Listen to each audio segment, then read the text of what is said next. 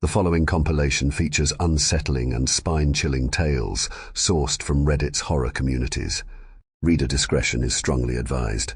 These narratives may contain graphic descriptions, psychological distress, and themes that could unsettle sensitive individuals. Proceed with caution, as immersion into these eerie stories may provoke fear, unease, and sleep disturbances. Enter this realm of Reddit's creepy horror stories at your own risk, as the line between reality and the macabre may blur within these chilling narratives. Story 1. God, I can't stop eating.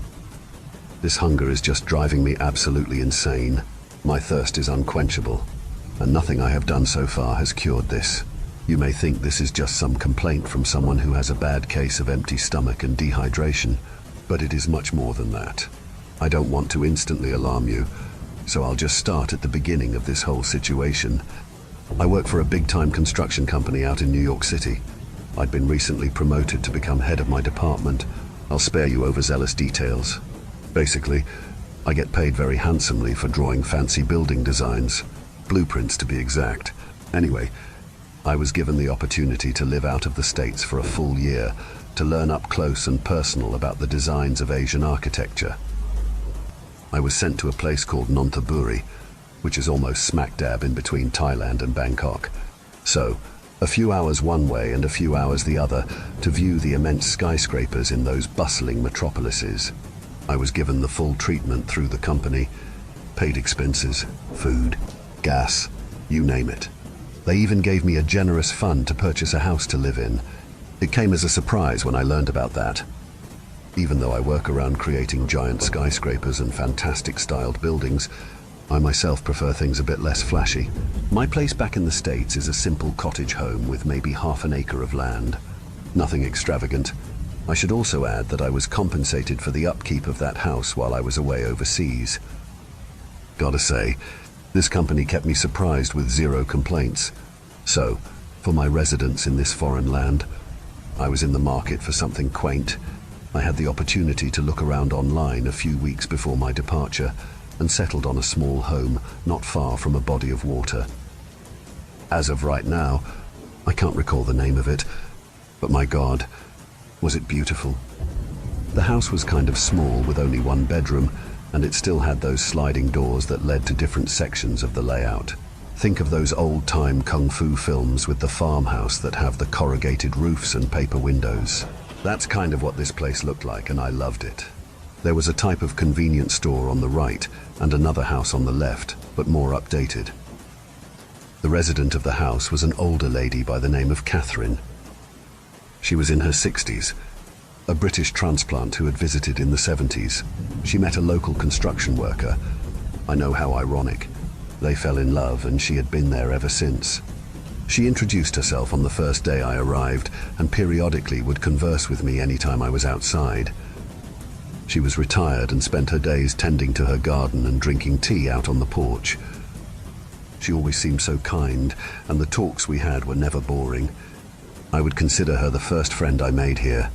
Then again, I didn't really go out and mingle much, mainly viewed the cities nearby and attended the meetings my company set up with various companies within the borders I was stationed. I guess you could consider me like an ambassador for my company. I'm not going to go into full detail about what I did in terms of work, because that's not the purpose of this. I'm going to talk about the strange events and the story Catherine told me of the last person who lived in the house that I laid my head on. I was outside one day, smoking a cigarette and just admiring the scenery when Catherine crept up to me. It kind of startled me, to be honest. "Good morning, love. How are you?" Her sweet and gentle voice soothed the slight fright she had given me seconds before. "Good morning, Catherine." "I'm not too bad, but you did scare me a bit."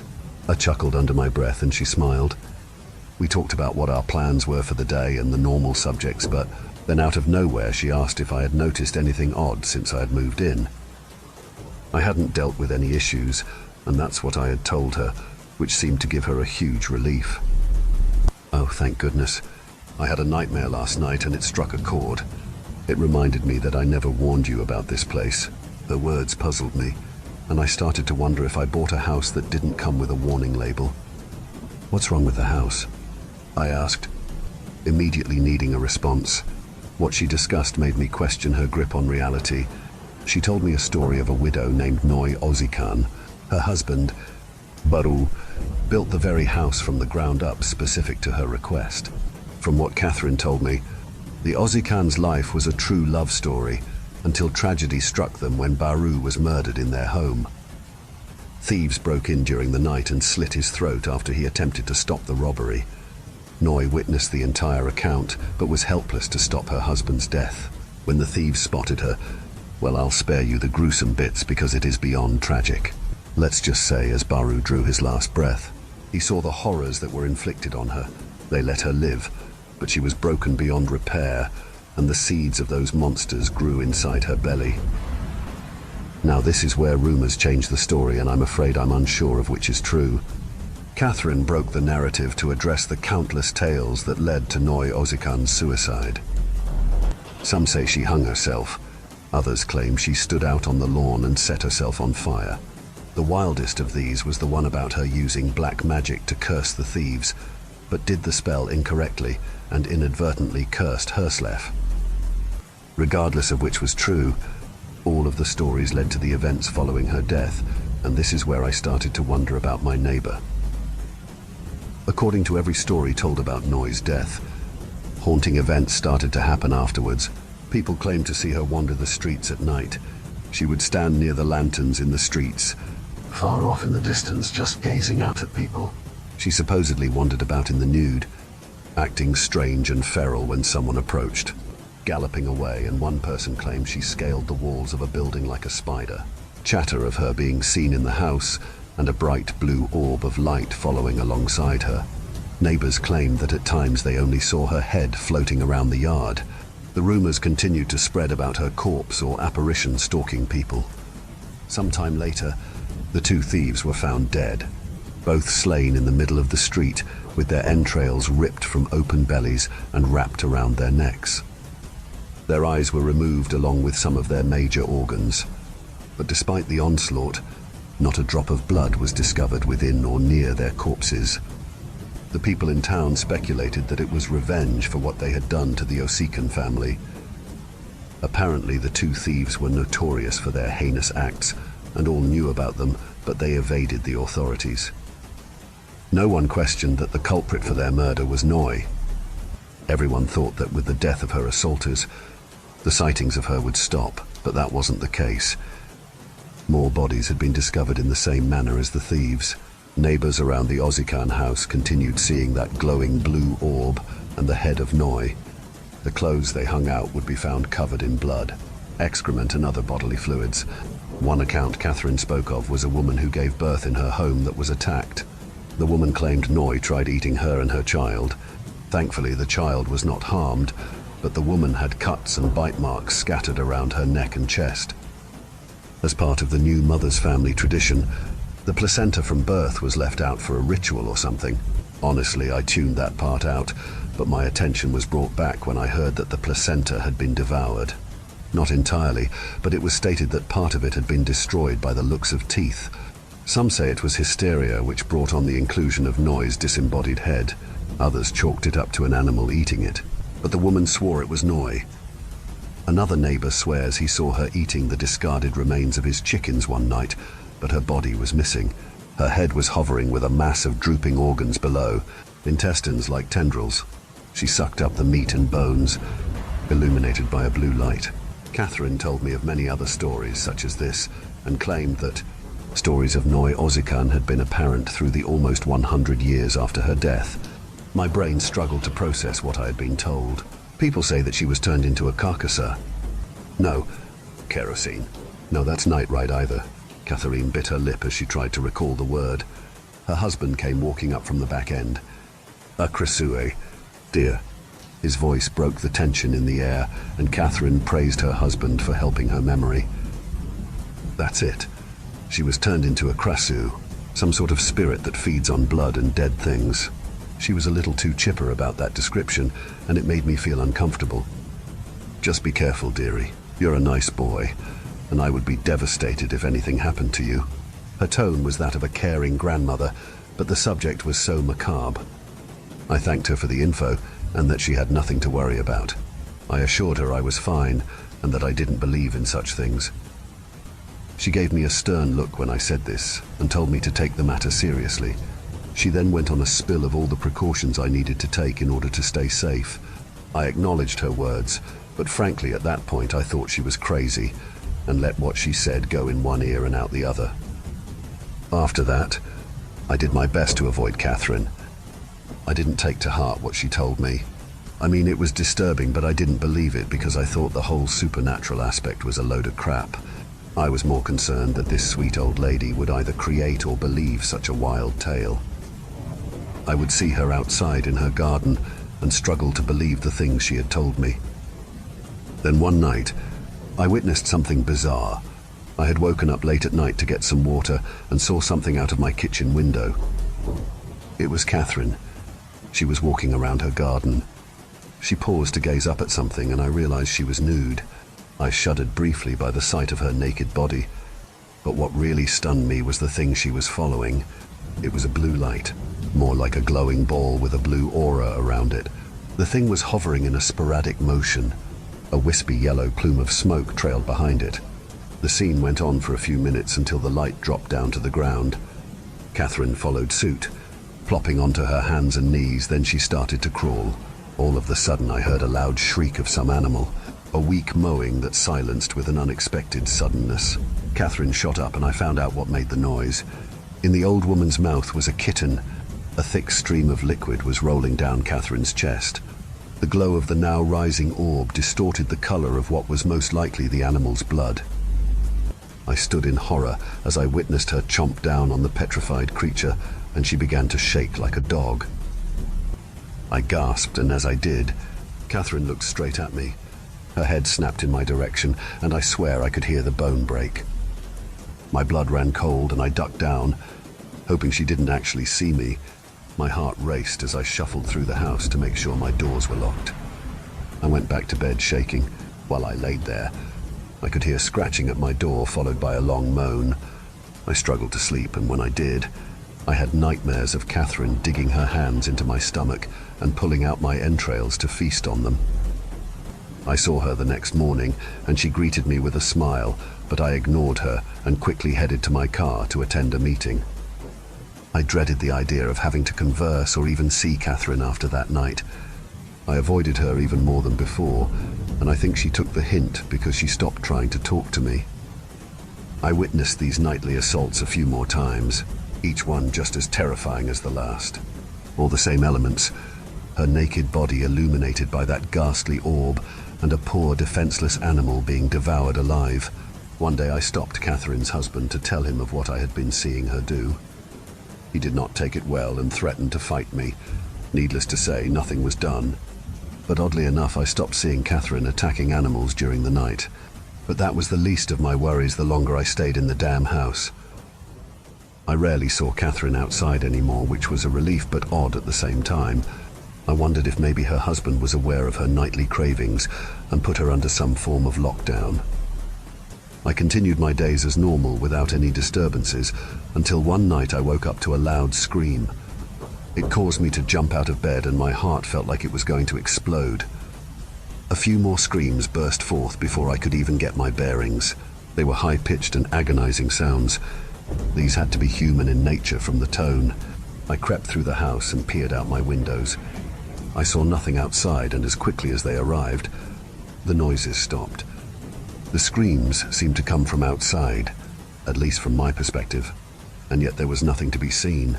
I stood and continued looking through various windows, not spying anything.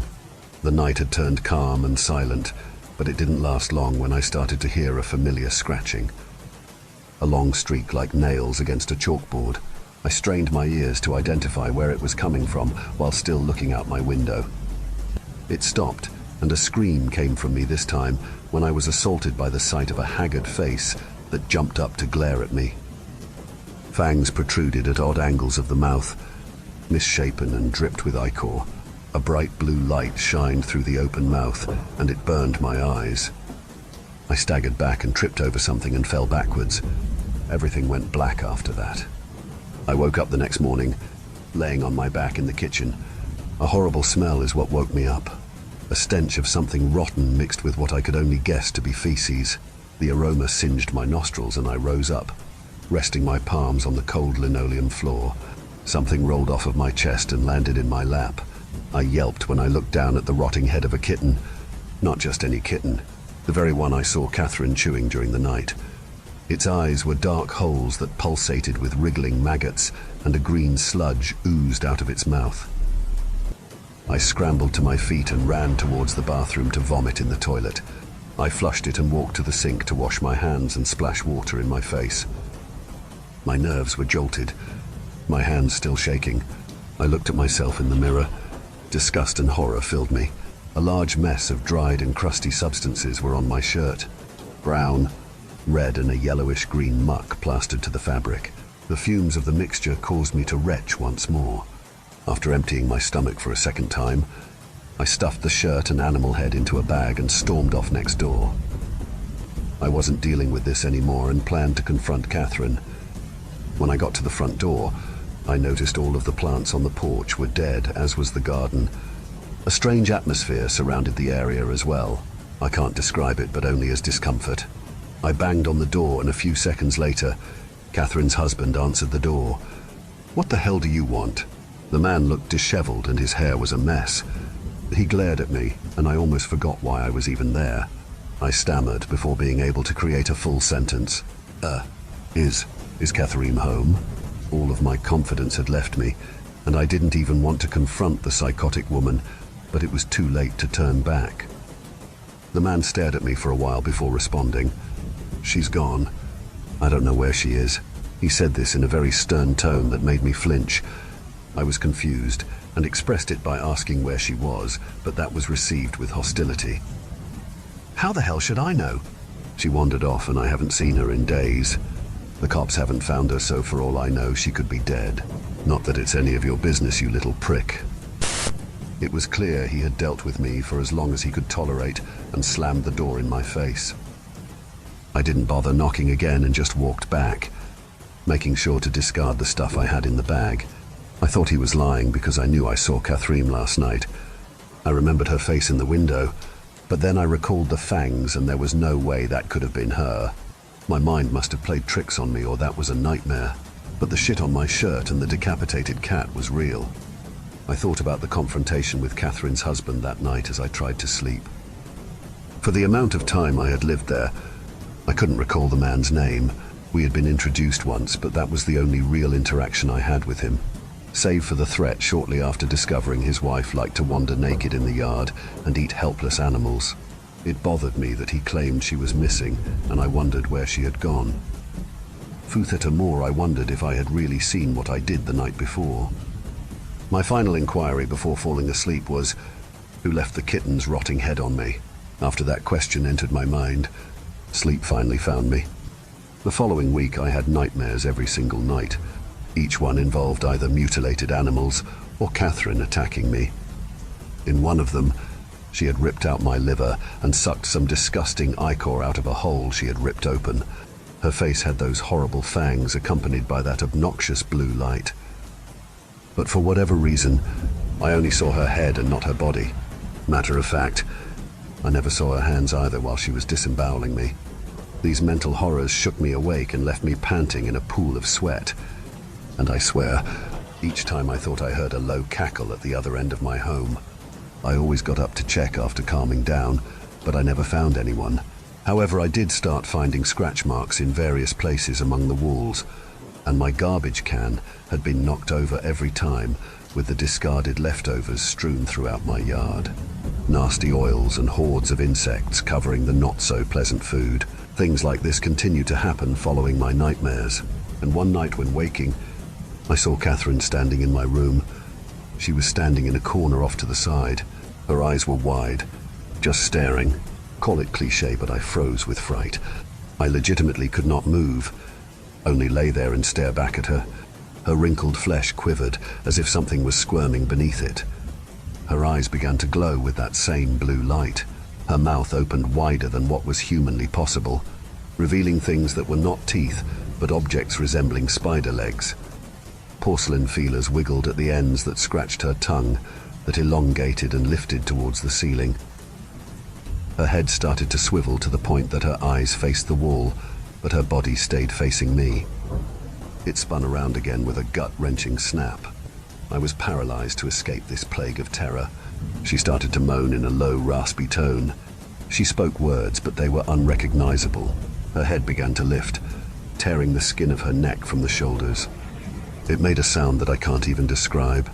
It continued to lift completely off of her body, to reveal every organ still attached to the muscles that remained of her neck. The lumps of matter looked diseased with pus flowing out of rippling holes. Her intestines swung back and forth, scraping the floor, and soon lunged towards me, gnashing teeth at the severed ends. Pink foam rolled out of the sides and clicked at my face. Tears rolled down my face, and I began to piss myself while these monstrosities inched closer to me. I closed my eyes and prayed that this would end. I felt something wet drip on my cheek, and my God, the stench. Something was dead, and the decay violated my sense of smell. I wanted to scream, but I couldn't. Scratching began to drill in my ears, and Catherine's voice echoed off the walls of my room. Finally, I regained control of my body, and I let loose a shout of horror. I opened my eyes and ran out of my room. I couldn't hear the noises anymore, but I ran out of my house and drove to a hotel for the remainder of the night. I returned home the next day and walked inside with extreme caution. Catherine wasn't there, and I saw no sign of anyone within the house. When I got to my room, I stood horrified. At the center of my bed was a mass of some kind of raw meat. There were large chunks that had been viciously ripped from it. A pool of red and black sludge surrounded it at the bottom, soaking into the mattress. I slowly stepped closer, and I saw a long tube attached that led down to the floor. It broke off and had an additional pool that spread on the floor. Flies buzzed around the lump, the sound of their wings burrowing into my eardrums. I later used Google to find out this thing was a placenta. I knew what a placenta was, but had no idea what one looked like. Where it came from, I have no idea, and I cried when wondering if a mother or child had been harmed in the removal of this thing. It took time before I could muster the courage to walk back in my room to clean the mess. I threw it all away and had to buy a new mattress. Don't ask me how I was able to still sleep in that room, but I did. As I lay there that night, I searched the walls to make sure nothing lurked in the corners. That's when I noticed dark stains of brown on my ceiling. I also noticed deep scratch marks on the corner where I had seen Catherine, accompanied by veins of black mold. I cried myself to sleep that night, knowing she had really been there. I had decided I couldn't be there any longer and called my boss to tell him I needed to go back to New York. He asked me what was wrong, but I couldn't tell him the truth. I just lied and said I've learned enough and thought it best to return, but I signed a contract that left me trapped in this hell for another 5 months without escape. I thought about just staying at a hotel, but that would deplete my funds too quickly, so I tried selling the house instead. But not a single person was interested in it. No one would even look into humoring me for a price. And that's when I knew I was stuck here. The things Catherine told me about the Ozican woman were true. I couldn't prove it, but what I saw let me know it was not a fairy tale. I just wondered if I was the latest victim since Noi, or if others had experienced what I had dealt with. And then I wondered why I was being haunted by Catherine and not the Ozican woman. I tried to research the history of the house, but all I got was newspaper tabloids about the murder of Bruta Ozican and the assault on Noi, along with her speculative suicide. It noted a suicide, but no exact insight on how it was enacted. I found no information beyond that. Almost 100 years with no updates about this place. There had to have been others, but there were no records, and I never recalled Catherine telling me about anyone else living in the house. My attempts at knowledge led me to a dead end. Catherine, the haunt in the night who was ruining my life, supposedly missing, but that was a lie. You probably think I lost my mind and simply dreamt of Catherine turning into that horrible creature, but you're wrong. Or you believe me and are asking why the hell I continued to stay there. I don't have a good answer for you, to be honest. I was all out of chips by that point, and I was stuck, so I tried to be a survivalist, even if the whole thing was pulling at the threads of my sanity.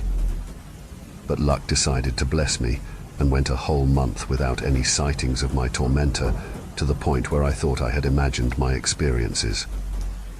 I know, I jump from belief and disbelief, but put yourself in my shoes and let me know how your mind would react. Things were going good. I got over my fear and paranoia, but it was ruined when I started finding signs again and that goddamn blue orb of light made a visit.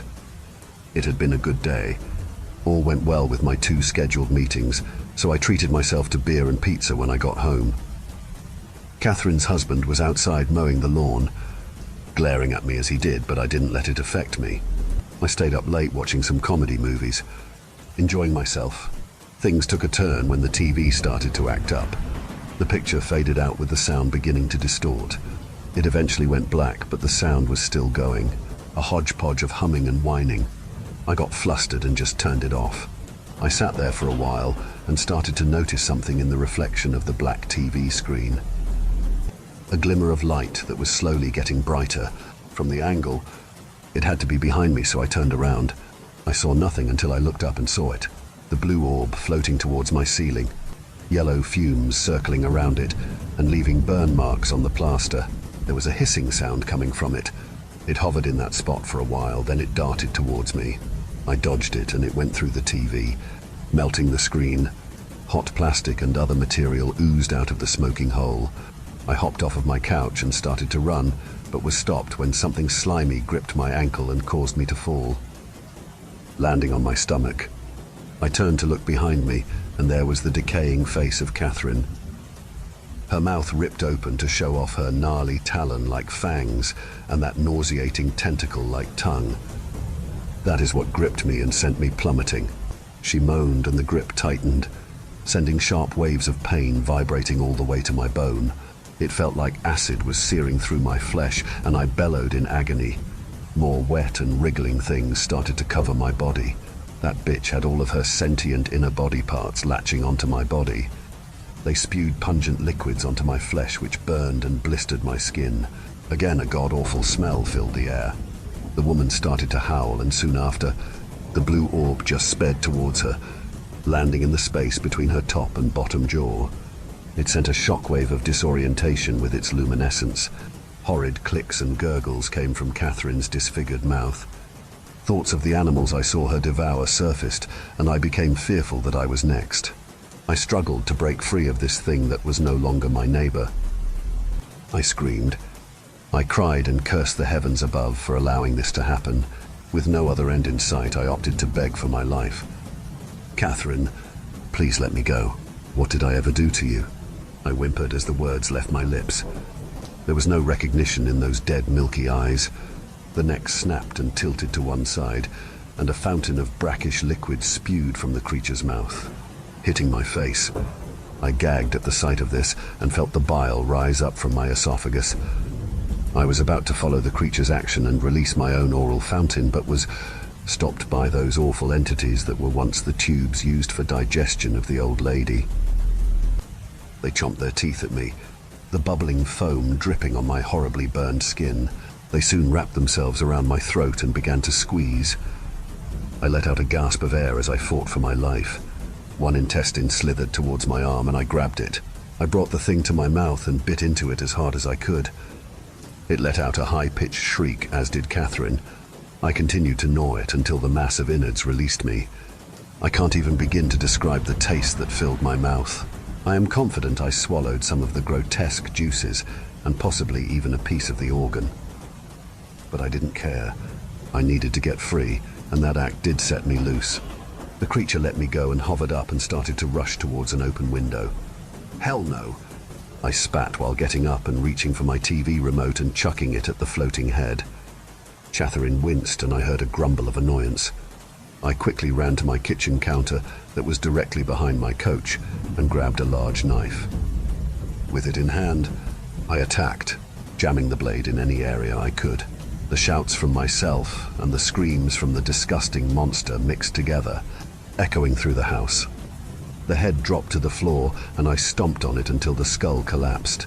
The bone was more fragile than I anticipated, the mass of organs decompressed, emitting so much liquid that it created an ever-growing circle of filth. The blue orb shot out of the gaping maw, beyond the gleaming fangs and through my window. Faint remnants of the yellow smoke lingered around me in a trail leading to its escape.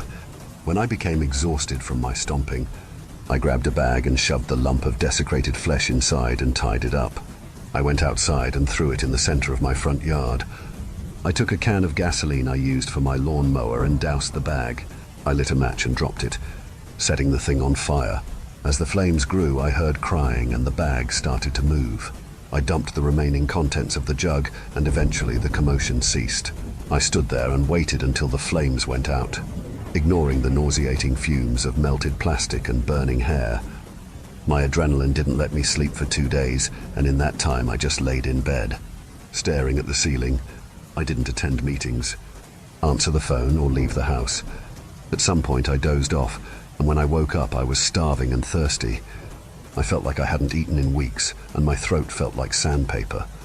Something took over, and I found myself digging through my trash can and eating garbage and sucking up liquids from things that I don't even want to guess of what they were. My focus switched to someone yelling something, and I turned around to see Catherine's husband. He had fear in his eyes, and when my gaze met his, he ran towards his door. I gave chase, then blacked out. When I could see again, I was above the man and he was dead. He had been mutilated, pieces of him torn to shreds, and you guessed it, organs exposed, huge chunks taken out of various parts of his body. However, there was not a drop of blood to be found around the carnage. I had a sting of metal in my mouth and felt something wedged in my teeth. I fished it out with my tongue because I was unable to move my hand.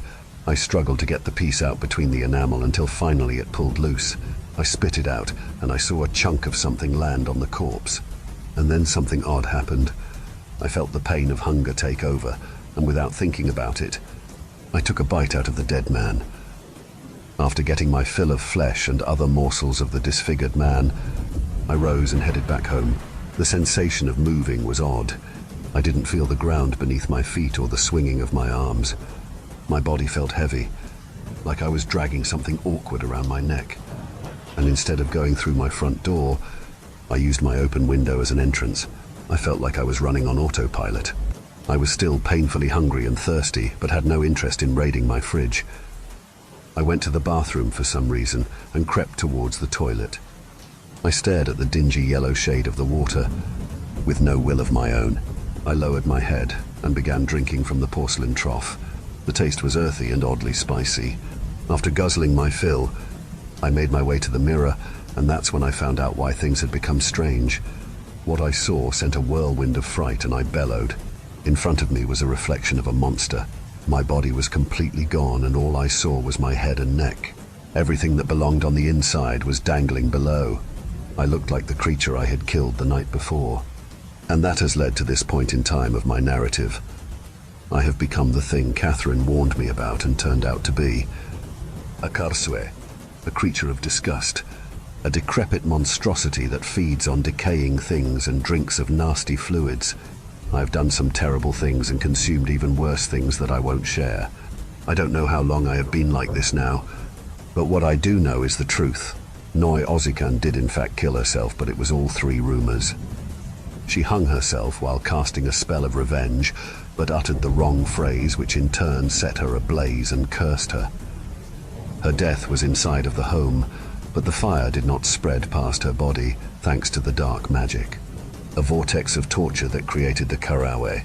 After turning, she suffered a fate worse than death, left to roam the earth to feed and drink on the most horrid of things. But she did get her revenge, and continued through the ages.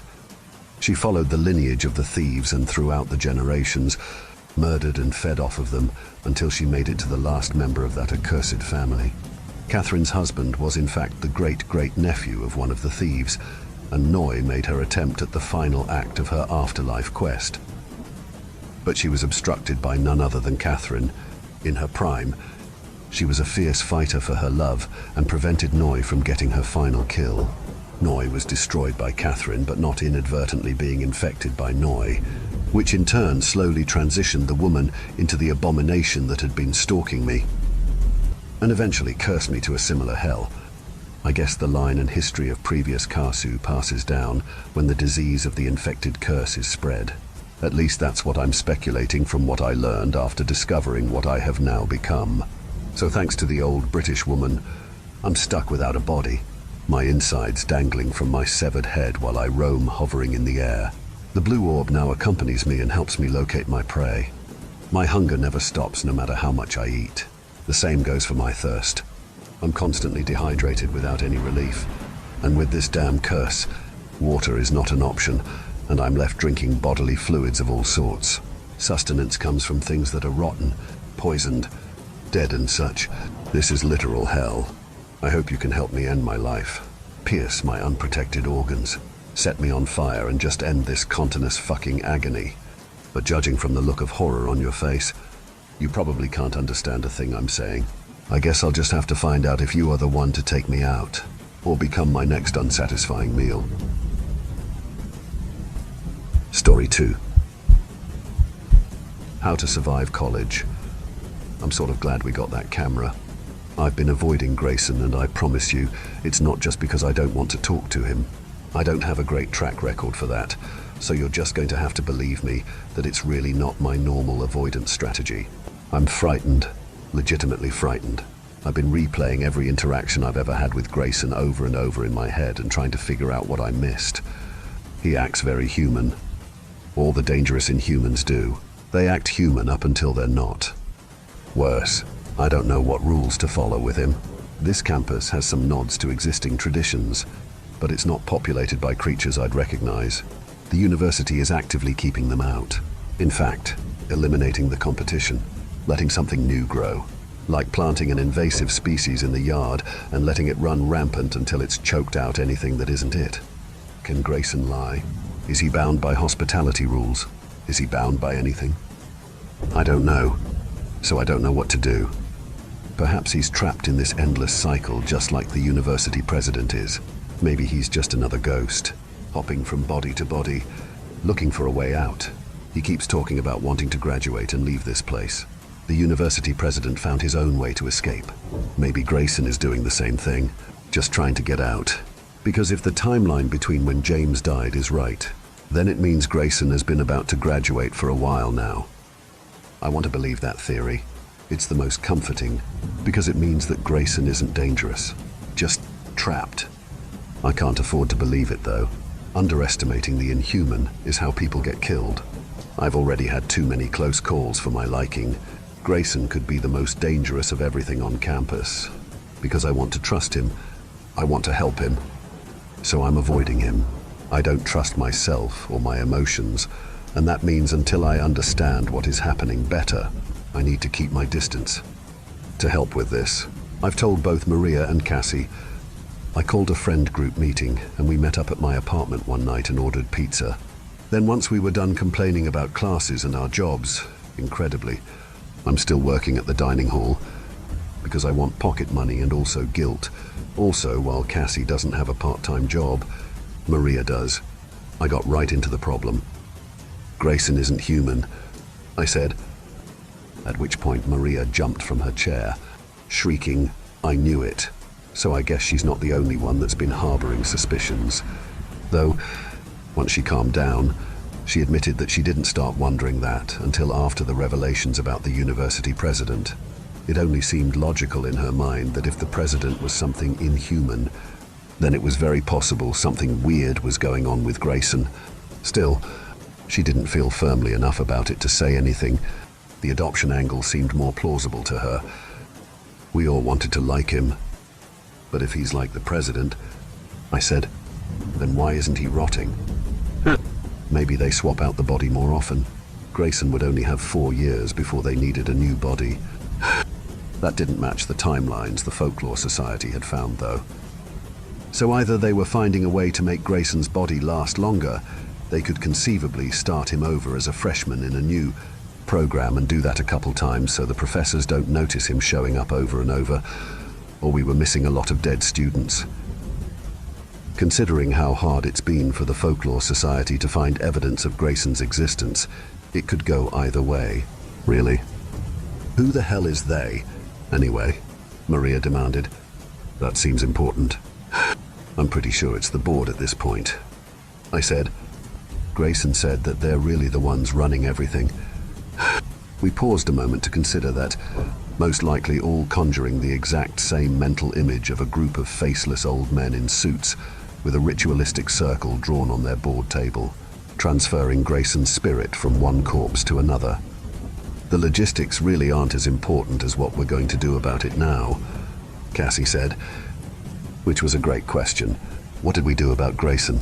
In the end, none of us had a good answer. Maria wanted to at least inform the Folklore Society that finding out as much as they could about the university president's son was now our top priority. I also gave her permission to relay a summary of my encounter with the thing in the hallway, so they would know we were at least trying to uphold our end of the bargain. Cassie's suggestion was to practice strength in numbers where Grayson was concerned from here on. No one got to spend time with him alone anymore. I was obviously most at risk for that, since even though we'd called it quits on a formally dating relationship, I still knew him the best and spent the most time with him. And my contribution? I was going to enlist Professor Monotone for more help. We didn't know for certain where he stood with the university, but I was getting the impression that he only tolerated the inhuman occurrences around here. Tolerated, but didn't approve, and certainly didn't assist. Besides, he deserved to know about James.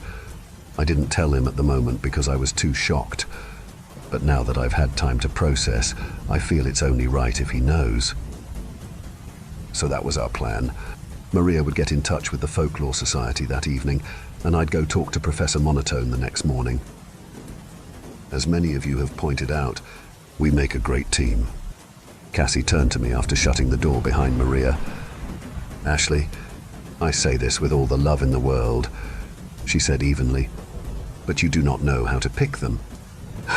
I got a bit flustered until she clarified that was a joke, which honestly did make me feel better about this entire situation. It was awful and we didn't know what to do, but no one was blaming me and we were going to figure it out together. I wish I could say that I'd talked to Professor Monotone and he'd given me all the answers, or at the very least, we had another person trying to dig up information on Grayson and the university. However, while I was walking to his office for his office hours, something more urgent came up. I blinked and I was somewhere cold and dark. That's it. That's what I remember. One moment I was walking towards the geology building. The next second I was standing in a dark room, shivering faintly from the chill. It took a moment to understand my surroundings. I stood there, frozen stock still, staring with wide eyes as if that could coerce enough light into them to make anything out in the darkness around me. The air felt damp and humid. Sticking in my chest like taffy, there was a bitter taste in my mouth. Very rarely, my freeze response works in my favor. This was one of those times. It kept me locked in place, my mind whirling, as I tried to replay the events leading up to the present moment and deciphering how it had happened. My memory loss. I thought, this must be another memory gap.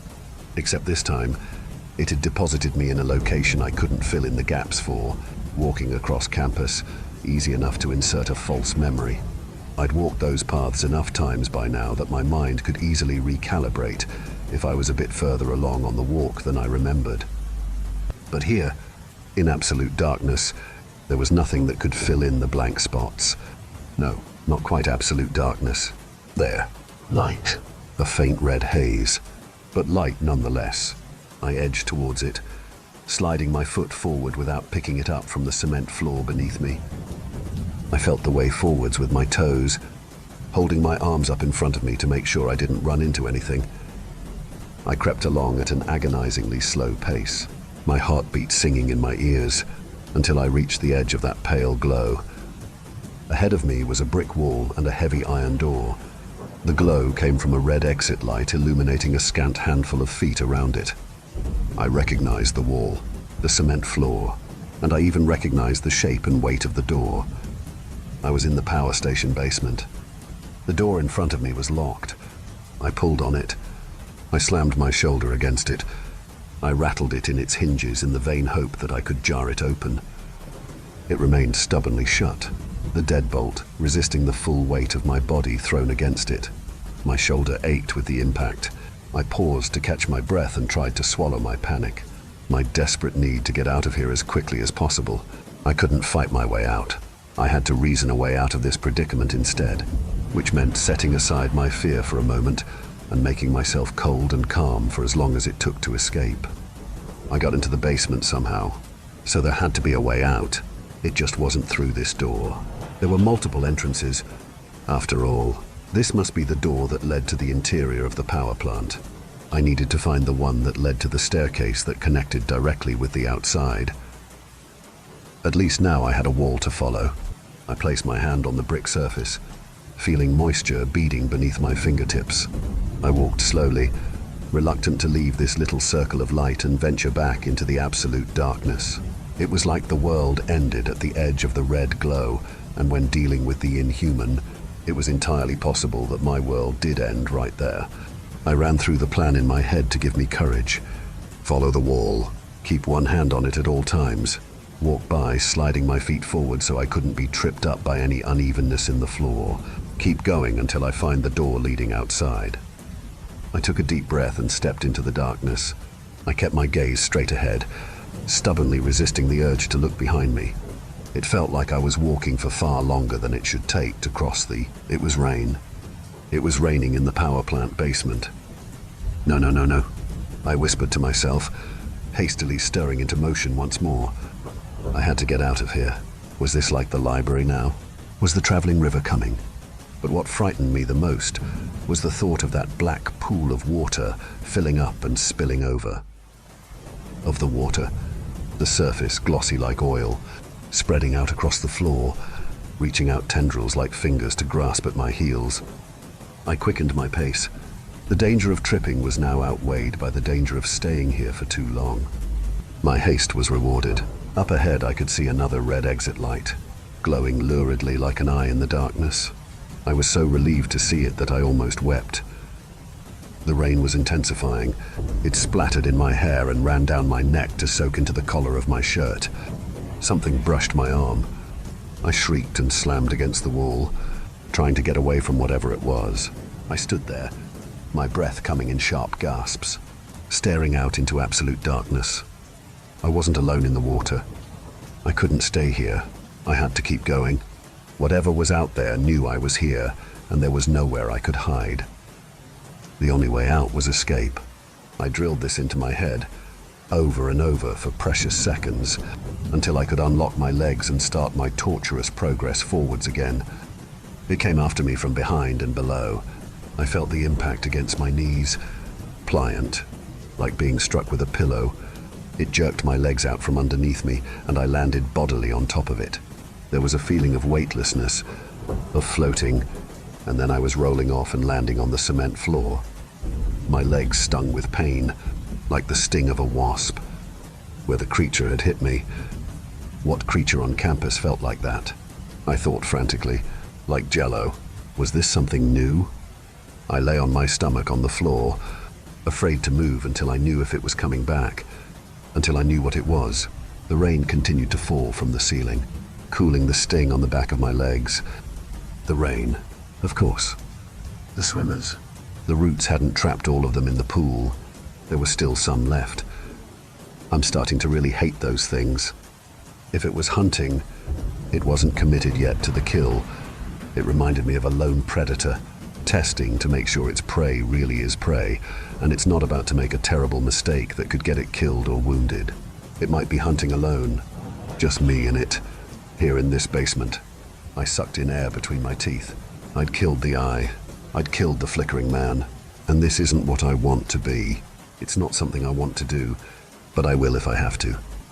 If it was checking to see if I was easy prey, then I was going to prove I wasn't. I'd already learned how, in my first year, when I watched campus security splatter one across the windows. I shoved myself to my feet, and then I put my back against the wall. I crouched slightly, bracing myself for an upward spring. I wasn't strong, so I'd have to use my whole body for this. starting with my legs. With all the walking I've done for the past few years, surely I had strong legs, right? Then I waited. I listened, and the swimmer made a second pass, just as I thought it would, slapped wetly against my arm, but unable to do more than a glancing blow because of how close I was to the wall. I felt its passage, felt what direction it was retreating in, and I launched myself off the wall, shoving off with all my strength, and I hit the swimmer fist first. It was like a water balloon exploding. Bits of gelatin splattered against my face and it stung, like being stung by thorns. I hadn't planned on what to do after punching it, so I staggered and failed to catch my balance and fell face first on the ground. I could feel bits of it sliding down my cheeks and I spat and gagged. Shaking my head in an attempt to dislodge the viscera, I raised my face to the ceiling, letting the rain run down my cheeks and over my arms, washing away the gore and feeling it soothe the burning in my skin. I look like I've been sunburned. It's honestly not that bad. Though, the welts are almost gone now, as of the time of writing this post. Then I crawled until I found the wall and following it, limping from the sting along the back of my knees, I found the other door, the one leading to the outside. And as I expected, it wasn't locked. It wasn't raining outside, so I had to walk back to the apartment, soaking wet, my face red and puffy with swelling. I'm sure I about gave poor Cassie a heart attack when I burst into the living room. "We need to check the cameras," I declared. "Right now." Cassie called Maria. I changed into dry clothing while she did that. Then we met her at the power plant. I explained a little bit of the situation as we stood a discreet distance away, making sure the coast was clear before the two of them snuck inside. I told them that I'd found myself in the basement with no memory of how I'd gotten there or what I was doing. I warned them about the darkness, the rain, and the swimmers. They agreed that they'd abort the excursion if anything looked amiss, and we'd try again some other day. Fortunately, we didn't have to go all the way into the basement to retrieve the camera footage, just inside the doorway. We tested this a few times before sneaking them into the basement. Since we couldn't hook them up to the university's Wi-Fi, also the Wi-Fi doesn't reach into the power plant basement, we had instead opted for a beefy micro SD and was writing any activity to memory. Once a week, two of us would sneak into the basement, Bluetooth connect to the camera from the door and download, clear anything captured. The third person would keep watch. So far we hadn't gotten any results. So far we hadn't captured anything, which is actually pretty reassuring in itself. This time, however, we watched it back at the apartment, on Cassie's laptop. I stared in breathless disbelief. "Ashley," Cassie said as soon as the scene was done, "please don't panic. We'll figure this out. I promise." She couldn't disguise the desperation in her voice. Not this time. She could be hurt. She could grieve. She could be angry. But rarely was she at a loss of what to do. If she didn't have the answers, then she at least had the confidence that she'd find them. But our problems had been piling up, and it felt like with this last discovery, the mountain was now insurmountable, and we were left clinging for purchase, about to be blown away at the slightest breeze. For on the computer screen, we'd watched as I walked up to the black pool of water, knelt, and drank. Story 3. Mr. Mayhem. I got a job right out of college and had to find a new place at short notice. Using my socials, I got in touch with a landlord through a mutual contact. They had a spare apartment that was just made available. The previous tenant had been evicted a couple of weeks prior because of unpaid rent, so the apartment hadn't even been advertised yet. The apartment was nice enough, but all my attention was on my new job. I pretty much just brought a bed and a desktop computer, leaving 2 of my 3 rooms empty for the time being. I wasn't certain if I was going to stay there long term or not, but I figured time would decide. I ended up staying there several years. I settled into my job, furnished the place up, and made it into a proper home. Those first few stressful weeks became nothing but a distant memory. About 3 years after moving in, I had to stash some furniture. I contacted my landlord to see if there was some storage space I could use. He reminded me that there was storage on the bottom floor that I hadn't used. I didn't even know it was there. Not that surprising, seeing as I was really stressed out when I first moved in. Apparently, the space had been used by the previous tenant, who might have left some items there. I hadn't had any use for such a space before, so I hadn't thought about asking. So imagine my surprise when I get to the storage, only to see a crash test dummy. Using a key I got from the landlord, I unlocked the padlock and got a closer look. It was a white, life-sized crash test dummy with a hastily scribbled Mr. Mayhem written on the back of his head with a black Sharpie. The dummy was scuffed and worn, but still had a plastic smile on its face. Its eyes were just these little painted black dots. It looked like it had been through hell and a half. I asked the landlord about it. Turns out, the previous tenant had used it as a sort of mascot. They brought it out for fun, for parties, pranks, that kind of thing. I saw him use it to cheat the carpool lane once, my landlord shared. It was just this funny thing he'd gotten from his job when they upgraded to newer dummies. It was probably more than 40 years old. I cleaned out the storage and stashed away my furniture. I thought about what to do with Mr. Mayhem and figured it'd be a fun piece for my upcoming Halloween party. I could dress it up in something and keep it by the entrance. It'd be the talk of the town. Still, there was something unnerving about it. The way its joints creaked and cracked. That frozen, painted-on grin, the sloppy joints, rattling haphazardly with every little movement. My yearly Halloween party is nothing extravagant.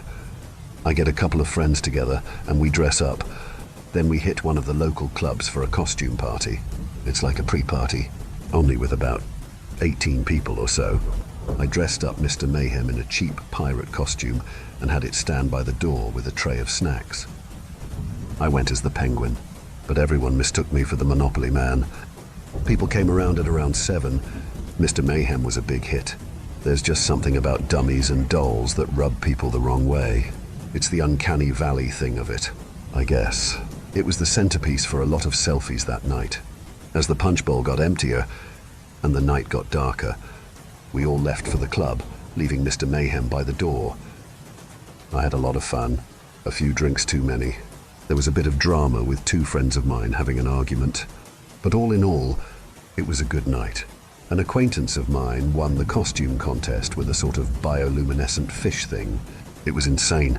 If you got a costume that you got to charge batteries for, you've taken it to another level. In the moment, I couldn't tell anything was wrong, but if I'd listened a little closer, I would have heard a thing or two. Cracking and creaking heard from the alley out back. As something moved, a bouncer mentioning a guy dressed as a crash test dummy. A dark silhouette, just outside the frosted glass of the bathroom window. By the end of the night, I made my way home and slid the keys into my door, only to notice that it was already unlocked. I could have sworn I locked it, but I figured I must have missed it in all the commotion. I did a drunken half-check around the apartment to see that nothing was stolen. There wasn't. I didn't even think about checking for Mr. Mayhem. If I had, I would have noticed there was nothing standing by the door, waiting for me with snacks. I would have noticed the bowl having rolled off to the side, spilling wrapped toffees and butter caramels across the carpet. But no, I face-planted into my bed and waited for another day. It wasn't until the next morning that I noticed it was missing. I sent a couple of texts to the others at the party, asking if they did something to it. All I got was a resounding no in response. If anything, they just thought it had been a fun prop. I checked all over the apartment and the storage. I even asked my next-door neighbor if they'd seen anything. Nothing. Mr. Mayhem was just gone. It wasn't a big loss or anything, but I didn't like the idea of someone being in my apartment for no good reason. Things just don't disappear for nothing. If someone wanted a crash test dummy, I could have sold it for a quick 100 or so. Instead, I found myself running back and forth, growing increasingly anxious about someone being in my space. I even called the landlord about having the locks changed. The following Monday, Mr. Mayhem was still missing. While it was still on my mind, I had 100 more pressing matters at hand. It had started raining and absent-mindedly wandered across the parking lot. I was almost at the front door when something in the back of my mind asked me to stop, like a sudden feeling of unease. It's hard to explain, a challenge to look a little closer. So I did. Turning around and looking up, I could see Mr. Mayhem. It was on the roof of my apartment building with its head aligned straight forward. Someone must have dragged it up there as a joke. It looked like someone about to jump off a building. I was gonna have to bring it down. Didn't want anyone to be accidentally traumatized. I headed straight for the door to the stairwell, covering my head with a file folder. The rain was relentless. Something smashed into the pavement right in front of me.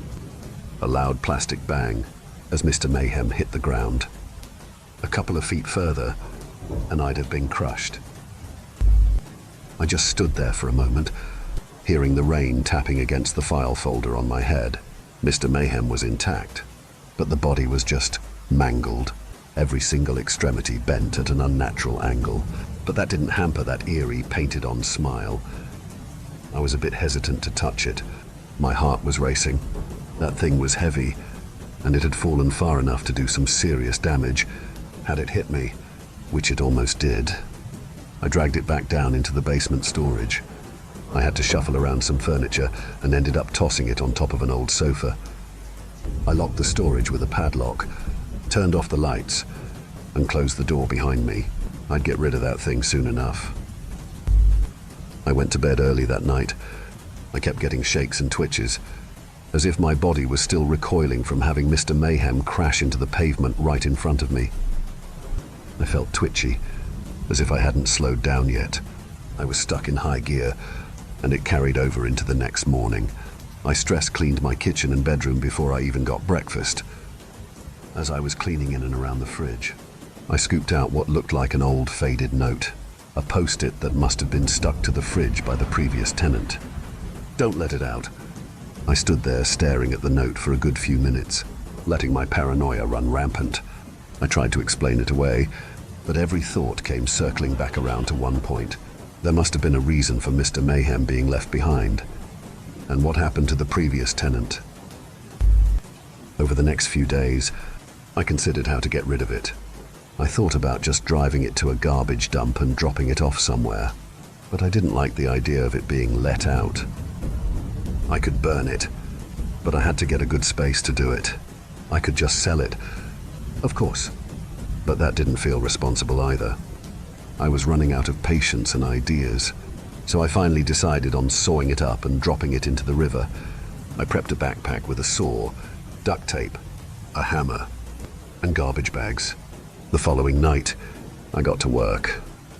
I dragged Mr. Mayhem out to my car and stuffed it into the trunk. I didn't want to do it in the daylight, as the thing still looked like a person, and I didn't want to have to explain myself.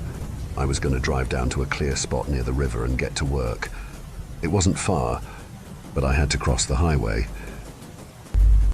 It was a short drive, but it was tense. It felt like I was doing something wrong, like Mr. Mayhem was a person rather than a dummy.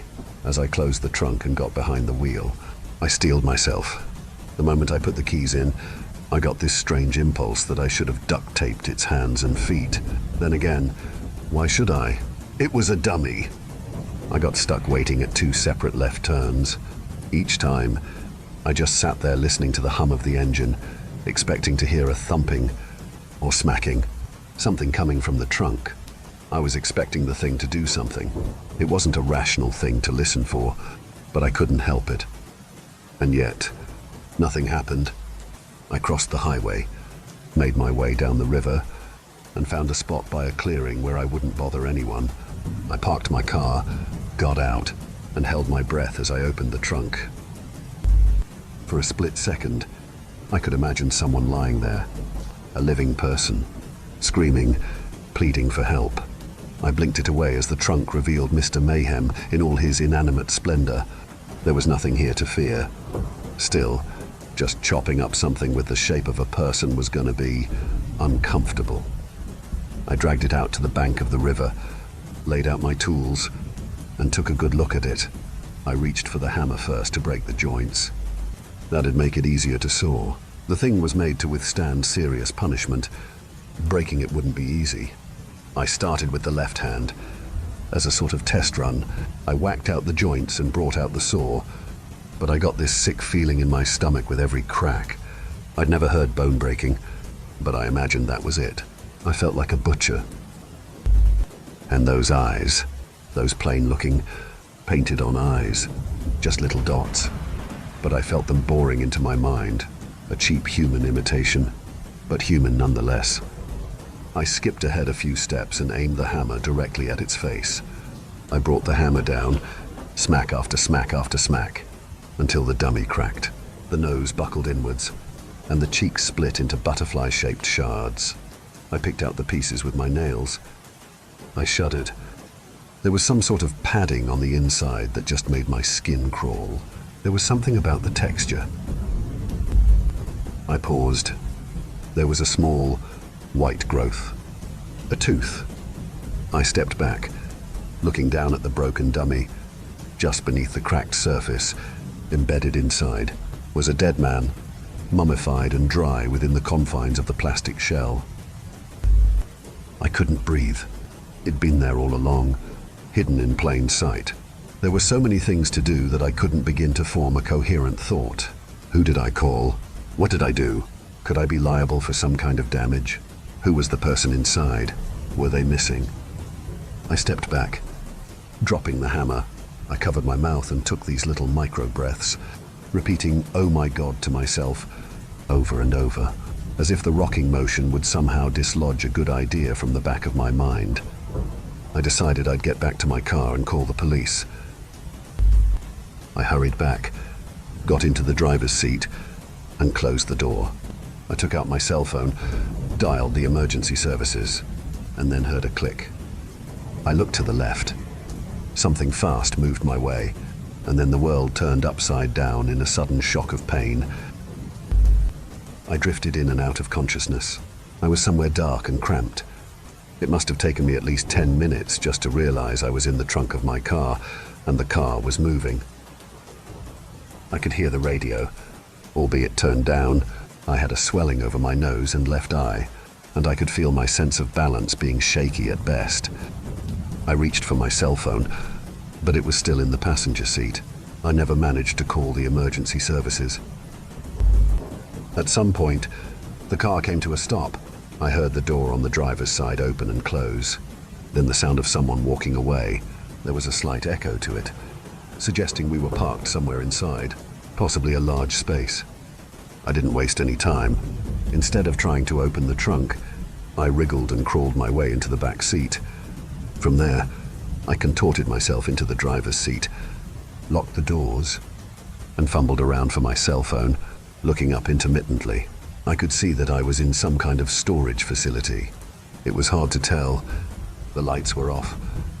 As soon as I felt the cold metal of the phone, I picked it up, unlocked it, and dialed the emergency services. It didn't take long for a voice to come in on the other end. I've been kidnapped. I stuttered.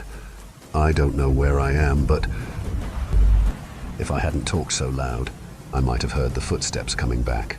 If I'd been more attentive, I could have seen it in the rearview mirror, but I was both loud and inattentive, and it came at a great cost, because as the operator asked me about my name and location, the driver's side window was shattered into 1,000 pieces. Something grabbed me by the neck and shoulder.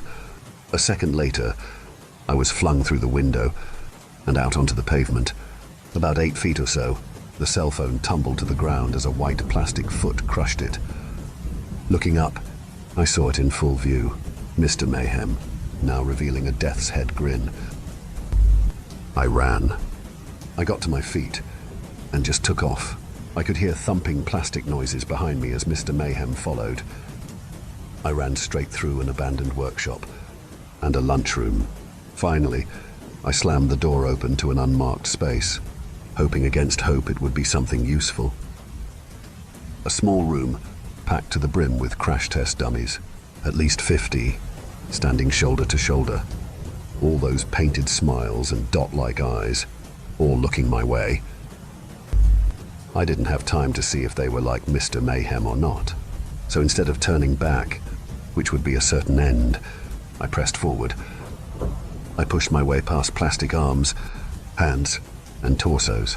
Most were just empty shells, ready to be filled and used. Others were fully functional. I could have sworn a couple of heads turned my way, but I didn't stop to check. I could hear the footsteps that followed me slow, and as I turned around, I realized I had no idea where it had went. Just a sea of white, featureless creatures, and one of them was something else. I was afraid to move. I could be brushing up against that thing without even knowing it. There was a sharp noise, as what sounded like broken glass being shuffled around on the floor. One clear sound of a shard being lifted.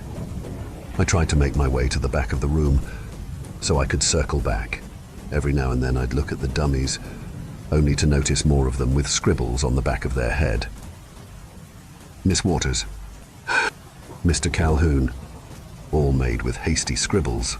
A stray thought crossed my mind. Maybe it wasn't actually Mr. Mayhem, but Mayhew. It had been kind of hard to tell.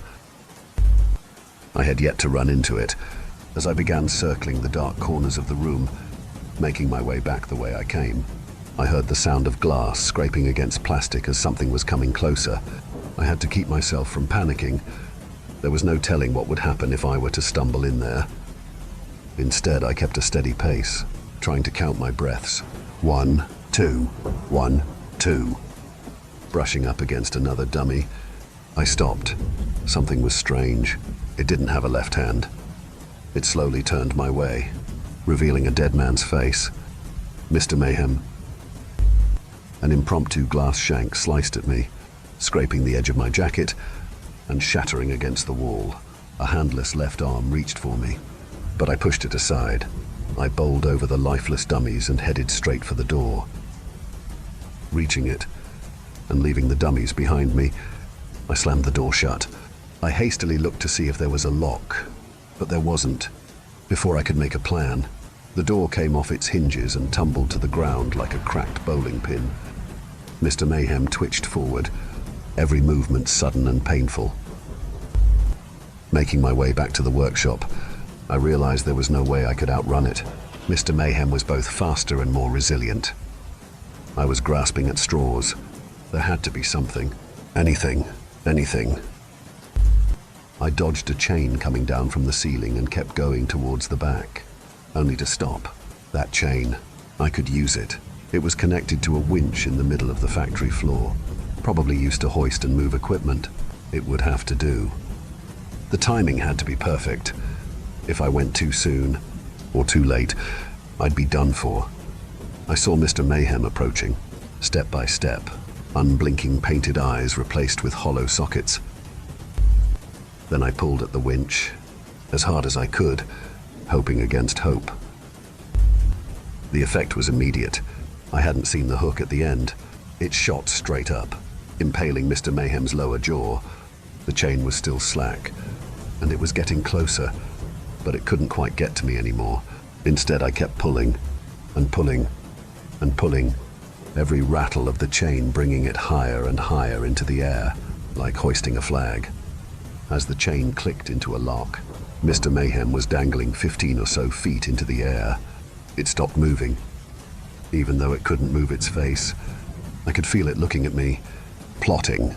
This wasn't going to be the end of it. I made my way back to the car, calling the emergency services as I wiped the broken glass from the driver's seat. As I was asked for a location, I noticed something on one of the far walls, a series of overalls, hanging at the edge of the door. 3, to be exact. One for a Patty Waters, another for John Calhoun, and the final one for Samson Mayhew. Eventually, the police came.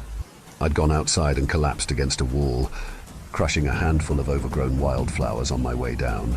I just sat there, picking the petals of a blue sunflower when the officers came around to ask me questions. I tried to explain that I'd been kidnapped and assaulted, but there was no way for me to tell them the crash test dummy had done it. Instead, I had to lie through my teeth. I had to say that my mystery attacker had hoisted that dummy up into the air. It didn't take long for the police to find not one, but 3 bodies, 3 workers at the abandoned factory, all presumed dead and missing. stuffed within the framing of the crash test dummies they themselves had made decades ago. This was about 2 years ago, somewhere in that ballpark. I haven't seen or heard anything about those dummies since. I think they cleared out the storage, and I think they had some kind of forensic specialist on site, but there was no public announcement or accusation. I was only called in once to make a basic statement, but there was no follow-up. I've been imagining those 3 dummies sitting locked up in some storage, just biding their time, that dead face waiting to look my way again. Now, the reason I write this is because of something I read just the other month. There was an article about a break-in at the county evidence locker, resulting in 1 wounded officer and a handful of pieces of evidence going missing. The assailants were described as 2 men and a woman. They were described as bald and wearing plain white clothes. If I was a betting man, I'd say there isn't much time before we start seeing more than 3 of these Misters and Misses. If I hadn't gotten out of there, I'm pretty sure there was an empty casing that would, in time, have my name on it. Maybe there still is. Story 4. I still don't understand what happened to me in the Holly Hills Mall parking garage. I don't know if there is a specific format to these posts or something, but I'm just going to get straight to it. I'm posting this because, I don't know, maybe someone knows more about this. Maybe someone can help me figure out what happened to me and my best friend in the Holly Hills Mall parking garage. My name is Ethan and my friend Aaron and I have a bit of a niche hobby. We're urban explorers. Basically, for the uninitiated, that just means we like to explore abandoned man-made structures. My favorites have always been places like water parks and theme parks. Aaron is more into the spooky stuff like hospitals and such. We can freak ourselves out at times, but for the most part, we never believed in anything other than the corporeal. We've been doing this in our free time for around 10 years now, so we are pretty experienced. We know what to bring, how to avoid getting caught by the police or security, and when to get the fuck out of a place. Recently, we went to go visit my brother for a few days in Virginia. He just had a new baby and I wasn't able to make it down for the birth, so I was making up for it a few months later. He lives in a small town called Holly Hills, about 30 mins out from Richmond. It's a pretty boring place, but my brother tipped us onto a cool spot to check out near town, an old abandoned mall simply named the Holly Hills Mall.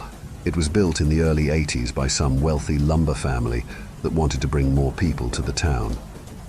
Houses need lumber, and that means more money for them. As you can guess, it didn't really work out. The mall was operational for about 7 years before it shut down in 1987. I know none of this is really important, but this helps me get my thoughts in order, and honestly, the history of these structures is part of the allure for me. Anyway, we decided it would be fun, and planned a trip on the last day in town, on the way to the airport for a late flight. We woke up bright and early, packed our bags and supplies into the rental car, and said our goodbyes to my brother, his wife and their kids. The mall sat right on the edge of town. I thought this was odd, seeing as how they usually build that kind of thing central to town for ease of access, but I didn't think much of it. The mall was surrounded by pretty heavy brush and trees, as well as a tall chain-link fence. The entrance was blocked off by a typical dilapidated gate, held closed by a simple chain and padlock. Aaron pulled up to the gate and I hopped out to apprise the situation. Oddly, the padlock wasn't even locked. Unusual but not unseen. Sometimes people just stop giving a shit about these old places and don't even check on them anymore. Honestly, it makes us a bit more relaxed in these situations because it usually means no security. I opened the gate and Aaron pulled the car through. The building wasn't the biggest mall we've seen, but it was bigger than we expected. We drove through the deserted parking lot and pulled the car up to the first entrance we saw. We grabbed our supplies and entered the building. The mall exploration itself was pretty uneventful. It was cool to see all of the ads and architecture that seemed frozen in time, like we stepped back into a stale, post-apocalyptic version of the 80s. There was a pretty massive hole in the ceiling where the skylight had given way to snow or the elements or something. The tree that sat in the center of the courtyard had grown massive and was protruding out of the hole in the ceiling. Aaron does these explorations for the fun of it, but I am a bit of an amateur photographer, so I do it for the photos mostly. I snapped a bunch of what I think would have been amazing photos, but Unfortunately, I lost the camera. Well, I didn't lose it per se. I know exactly where it is, but we'll get to that. During the mall exploration, I did have a feeling that we were being watched. Distant sounds of glass crunching underfoot, or a figure just out of the corner of my eye that disappears right when you look in its direction. But I knew this was just my mind playing tricks on me. There were no signs of security, and no real reason that, even if the cops knew someone was in the building, they would even care to come check. At least that was my thoughts on it, so I ignored it. We hung out in the food court for a bit, ate some sandwiches we had packed for lunch, and then decided to make our way to the car. We got to the car, loaded up and headed out. But on our way to the exit, we noticed a parking garage. It was a 5-story garage from the looks of it, and though usually uninteresting, for some reason Aaron wanted to check it out. We spent less time in the mall than we thought we would, so I figured, what the hell? We had the time. We entered the garage on the first floor, marked as floor 0. We drove up to floor 4, did some donuts, and Aaron tried his best to reenact Fast and Furious Tokyo Drift on the way down. I was clenching the entire time, of course, because I didn't want to die. But also, it was a rental car. We didn't have the money to pay for damage done by joyriding in an abandoned mall parking garage. We got back down to floor 0, had a laugh, and started toward the exit, until we noticed the ramp heading down to a lower floor. Aaron pointed out how odd it was that there was a huge parking lot plus a parking garage with 5 floors above ground and seemingly subfloors below ground, for a fairly small mall in a small town. So we thought we'd make one more detour to see what was down there. Obviously, we were expecting either darkness or water, and we found the first option, darkness. Aaron turned on the brights and we drove around and found nothing. As expected, what we didn't expect was to see another ramp down to another subfloor, so of course we decided to make a game of it. We both guessed how many subfloors this garage had, and Aaron headed down the ramp. I had guessed too, that this next floor was going to be the bottom. He said 5. He was being stupid, but imagine our surprise when there was yet another subfloor. We both laughed in disbelief when we came around the corner on the 4th subfloor to see a ramp down to the 5th. This is a 10-floor parking garage, including floor 0, for this mid-size mall in this tiny town. What were they thinking? They really overestimated the draw that this place was gonna have. Curiously, we headed down to subfloor 5. At this point it was dark, like super dark. There was no other light from anywhere other than our headlights. We rounded the corner and were in silent awe to see yet another ramp down. We both looked at each other and I think one, or both of us said, "What the fuck?" Without further discussion, Aaron steered the car down the ramp to the next floor. For the next 6 floors, we drove on in awe and confusion. We were now 11 floors underground. It didn't make sense. Aaron started coming up with theories, getting excited that maybe we'd found the entrance to a secret government base or a sprawling underground doomsday bunker. But he stopped mid-sentence when we both saw something we weren't expecting. A car. It was parked in a spot, with its headlights on. As we pulled closer, I decided to roll down the window to see if I could hear anything. Immediately, the unexpected cold from the parking garage filled the car. It was mid-May at the time and was a fairly warm day, so the cold felt out of place. But we were underground, so I choked it up to that. I could hear the sound of our tires against the pavement and the hum of our car's engine. As we pulled up next to the parked car, I could hear that it, too, was running. The car itself looked like it was an older make, something from the 70s or 80s. Inside, it was seemingly empty. I suggested aloud that perhaps the car belonged to the owner of the property, or a security guard who was doing his rounds, and that he might be back any minute. But Aaron pointed out the car was covered in a thick coat of dust, like it had been there for a very long time. But it was running. I figured it just needed a wash. Aaron did what he does best, and convinced me to get out of the car and investigate further, only after a bunch of protest and suggestions that we just head out. But he persisted. I exited and carefully made my way around the car, looking inside for any sign of life. But inside there was nothing but leather car interior, except for the passenger seat, where a satchel sat, with a thermos resting on top. The keys were in the car, and the radio hummed softly with static. Oddly, everything inside the car also seemed to be covered in dust. Aaron urged me to open the door, and I decided to give it a try, but of course it was locked. I looked around the lot, only being able to see the door to the stairs, and the elevators next to it, illuminated by the headlights of the two cars. I hurried back to our car, closed the door and rolled up the windows. I urged once again for us to make our leave, if there was a security guard lurking around. I didn't want to have to deal with that, especially before our flight in a few hours. Again, Aaron protested. He had to know how many floors this thing had. I can't say I wasn't curious as well. So we left subfloor 11 and headed further down into the depths of the structure. We continued on in silence for 12 more floors before I spoke up. This was fucked. It didn't make any sense, and at this point, it just felt wrong, dangerous. I was in the middle of expressing this to Aaron when I noticed he had stopped the car and was staring silently ahead. I looked and was astonished to see a horse, a fucking horse, just standing there. It had the thing around its nose, the reins or whatever, and it was just standing there. After a moment of staring in confusion, Aaron said something like, "Is that a fucking horse?" And I replied with some sort of grunt of confirmation. The horse finally turned in our direction, and I'm pretty sure I screamed when I saw the skin hanging off of the side of the horse's face, his skull exposed beneath. It was then I saw the blood on the floor, a large streak going from beneath the horse's hooves off into the darkness. I didn't want to know anymore. I wanted to get the fuck out of there, and I told Aaron as much. Aaron, against his and my better judgment, wanted to go on. He wanted to know what this all was, but this time I didn't let up. I was louder and more insistent than I've probably ever been with him, and he could see that I think. So he agreed, and threw the car in reverse. We backed up and started back up toward the ground floor. At this point I decided to try my phone. I had figured I wouldn't get any signal underground, and I was right. But I tried it anyway. Nothing. Again we drove in silence for a few floors. Aaron finally broke the silence to apologize, but I stopped him short. The floors were numbered. Ever since we started heading down, they were each numbered B1, B2, B3, Ect. We were on B23 when we turned around and headed back up.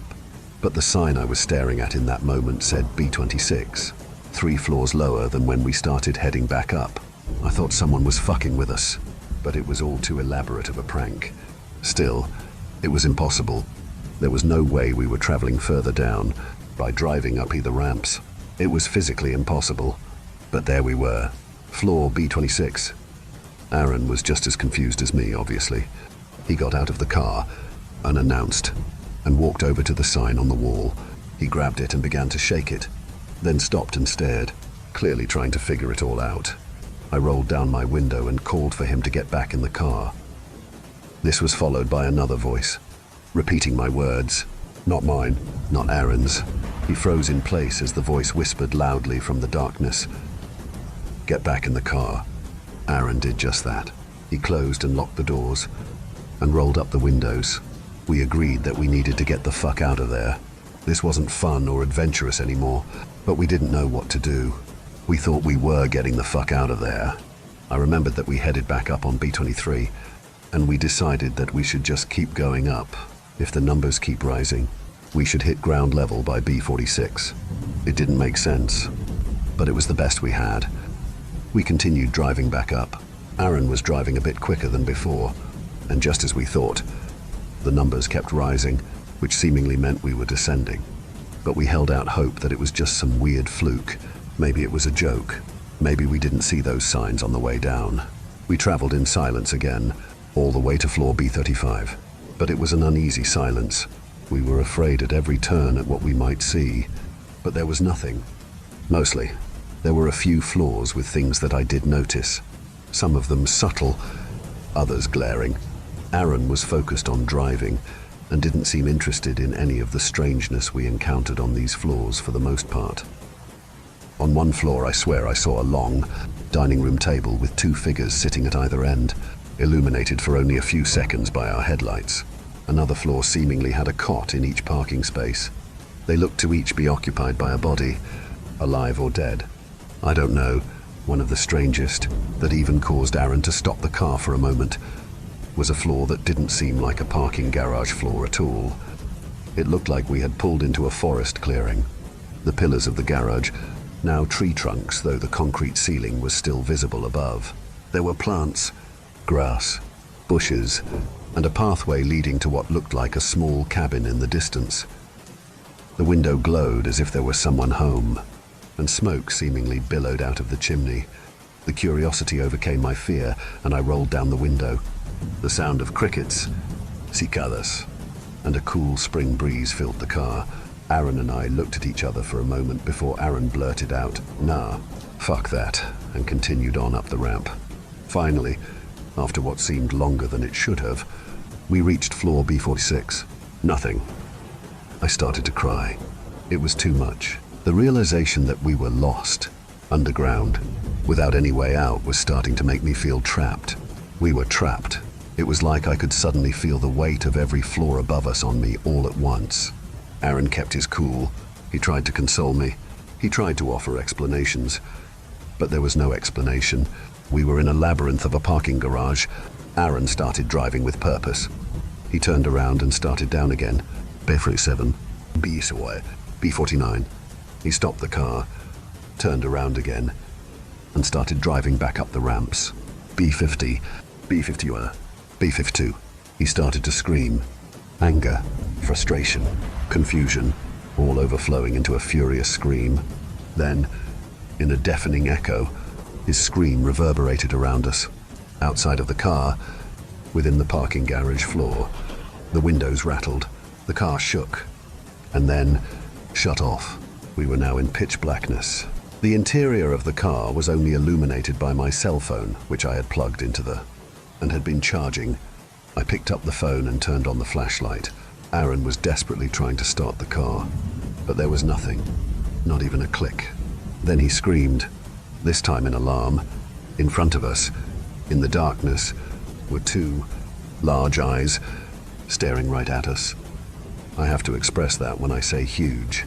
They were massive, each seemingly the size of the wall. They felt almost flat and unnaturally still. But you could feel the consciousness behind them.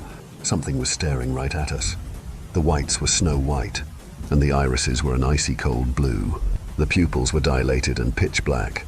I said fuck at least 15 times in a row, and Aaron slammed his fists on the steering wheel over and over. A voice, seemingly inside the car, whispered again, "Get back in the car." Aaron's percussive maintenance seemed to have worked because the car started back up, without him even turning the key. Whatever was down here seemed to want us to leave, and we wanted to leave too, but we didn't know how. Aaron put the car in reverse and spun it around. I could still see the eyes in the mirror. He sped up the ramp, totally disregarding the numbers. He drove a good 6 or 7 floors before I noticed something standing out in the darkness. Each floor now had a dim light.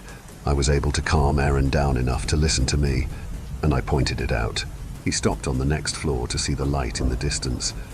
It was a door. The door to the stairs is illuminated by an emergency light above it. It was our only chance. It was our last option.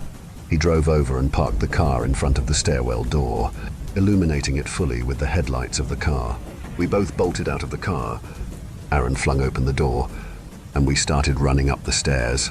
After the first flight, we saw the number on the stairs. B57. We were ascending.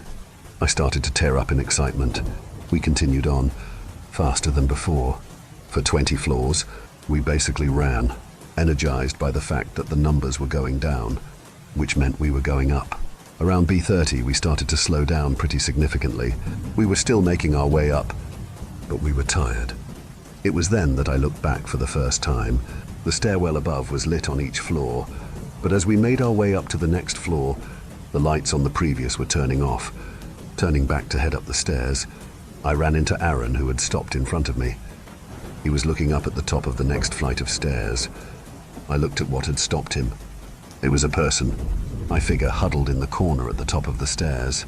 They sat with their head buried into their knees, shaking. Their clothes seemed faded, old, and dusty. Maybe a homeless person that had gotten lost. Maybe the driver of the vehicle. I called out gently to the stranger, Something along the lines of, "Hello? Are you okay? Do you need help?" Aaron scoffed. He said we needed help. Screw this guy. He started up the stairs, but when he got near the top, he hugged the rail, facing the figure the entire time. Slowly, he rounded the corner and called me forward. The stranger didn't move. They just sat there, shaking, arms wrapped around their legs, face hidden. They were mumbling something, but I couldn't make out what it was. I followed Aaron's lead and carefully passed the person. Same as before.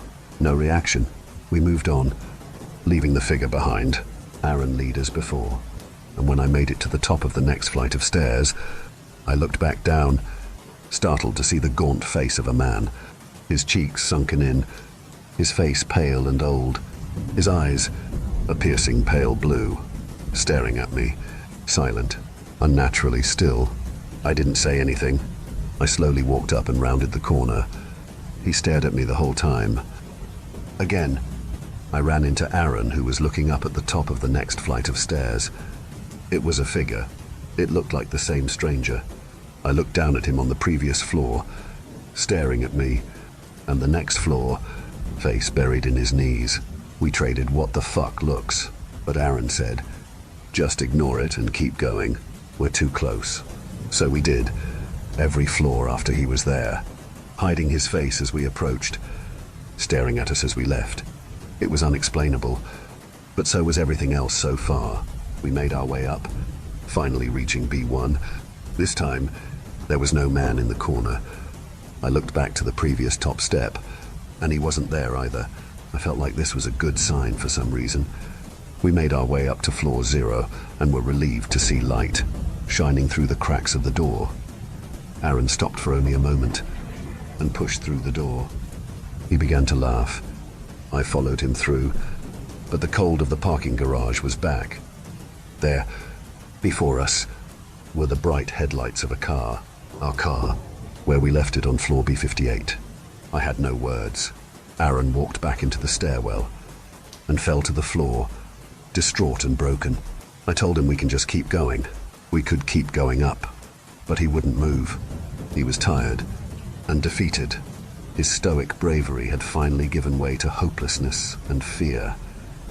So I decided to go up to the next floor to check it out. I ran up the stairs, and I felt a sudden warmth. I could see the light through the cracks of the door, but I knew it was different. I knew it was the sun. I burst through and was blinded by the sudden light of the sun after the hours and hours in darkness. It took a few moments for my eyes to adjust. We had made it. We were free. We were alive. I ran back down to the previous floor to tell Aaron, but he was gone. I ran out through the door, into the garage to check in the car, but he was nowhere to be seen. I called for him, shouted at the top of my lungs. My voice echoed through the parking garage, but nothing. I didn't know what to do. I started down the stairs, but stopped cold. I couldn't go back down.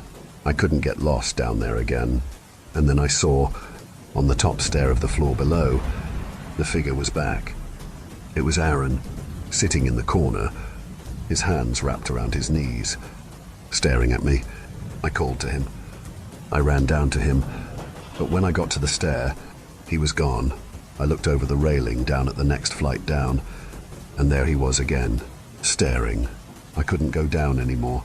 I called to him, pleaded with him to come with me, to get it together and get the fuck out of there. But he just stared. I promised him I would come back. I cried as I turned around and made my way out of the garage, as I left my best friend behind, to save myself, because I was too scared. I ran from the parking garage, across the parking lot, past the gates and to the road. Finally, my phone had a signal and I called the police. They came out, and I tried my best to explain what happened. I knew it sounded crazy, but I told them the truth. They went and checked out the parking garage. They searched the entire thing, as well as the mall and surrounding area. Nothing. In fact, they told me there were no subfloors in that garage, like I dreamt it all up. How the fuck could that even be? I was tested for alcohol and drugs, and fined for trespassing. When my brother arrived to pick me up, I tried my best to explain what happened, but if it couldn't get any weirder, He swore to me he didn't know who Aaron was. They've known each other since we were kids. He's been my best friend for 20 years. But he swore. His wife too. And kids. None of them remembered him. After that, I looked for any evidence of Aaron I could finf. All the pictures on my phone were gone. My camera was still in the car. And there was no proof of his existence online. Anywhere. I didn't dream him up. I don't do drugs. I don't drink. I don't have any history of mental illness. I didn't make up 20 years of friendship. I've been seeing a therapist and started some meds. It hasn't helped. Nothing has. Something doesn't feel right. This world doesn't feel right. Like I came out of that parking garage into a life I didn't own. I feel like don't belong here. Every day it becomes more and more clear to me that I have to go back. I don't know what I wanted to get from this post. Maybe just to tell my story. For people to know I existed. Aaron existed. Maybe to find someone who knows what happened to us. Who knows something about the Holly Hills Mall. Who can make any sense of it. Either way, I have to go back. I have to find Aaron. We have to get back in the car. Story 5. I found the old blog of a childhood friend who went missing in 2009. Jim was an aspiring writer. He often told me that every great storyteller opens with a setup and closes with a punchline. Well, I'm not a writer, so don't expect big things from me. I'm going to tell this tale as simply as possible. I read Jim's blog, and it frightened me. 3 posts from a best friend who went missing 15 years ago. I found them yesterday. It was the anniversary of his disappearance, which seemed like the perfect day on which to nostalgically peruse our old conversations. He used to send me flurries of memes and hyperlinks. I didn't always read every message. And somehow, I managed to overlook something essential from 2009. A link lost within Jim's final manic influx of messages. His private blog. Entry 1, July 6th, 2009. I just saw my next-door neighbor kill his wife. That shouldn't excite me. Should it? But it does. And I'll tell you why. Miss Benson frequently says that I'm a talented writer. But what use is a bright spark never seen? I need to make a mark on this fast-moving, forgetful world. And writers are remembered for stories, not words. Now, I'm only 17 years old. I haven't lived, so I haven't had stories to tell. But I've written prolifically, written until my eyes and hands have hurt. I know how to write. I just haven't known what to write. Until today. This blog may well be my magnum opus, my finest piece of literature. Don't care for my pretension. I don't care for your dismissal. You'll soon see what I see. This tale is a masterpiece, not for its prose, but its story. I finally have a story. I would like to preface the tale by clarifying that I wasn't snooping. I happened upon this bold scene. That's all. I'm not interested, in the slightest, about the lives of Mr. and Mrs. Ackhurst. Well, I wasn't interested. That changed 4 hours ago. Isn't it strange that the slightest happening can fundamentally alter the trajectory of human history? If Gareth weren't so bad at GTA, maybe I wouldn't have rage quit. Maybe I wouldn't have left my room to prepare a pre-midnight feast in the kitchen. And maybe I wouldn't have looked out of the window. I wouldn't have seen Mr. Ackhurst standing in the upstairs bathroom, smiling as he feverishly fed the showerhead into his wife's throat. With a spare hand, he spun the tap, increasing the water flow, rapidly pumping his wife full of liquid like a flesh balloon. I am ashamed to confess that I didn't save the woman. I could have done so, at any moment, but I didn't. Fear may have driven me into cowardice, perhaps may have frozen me. By the time I woke from that terrible trance, it was all over.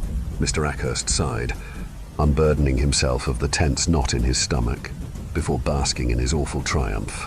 The imposing man reeled in the shower hose, removing the blood-stained showerhead from his wife's throat. He cradled her body, eyeing her discolored skin and swollen, lifeless eyes. Then the spent man dragged her ragdoll form out of the room. It would have been responsible to immediately call the police. I wasn't frozen. After all, I could have moved. I could have picked up my phone and dialed 999. But if I'd done that, my story would have ended there. Mr. Ackhurst's story would have ended there. and I never would have become a writer, not in the truest sense of the word, not in any way that would cement my legacy, which is the only thing that matters.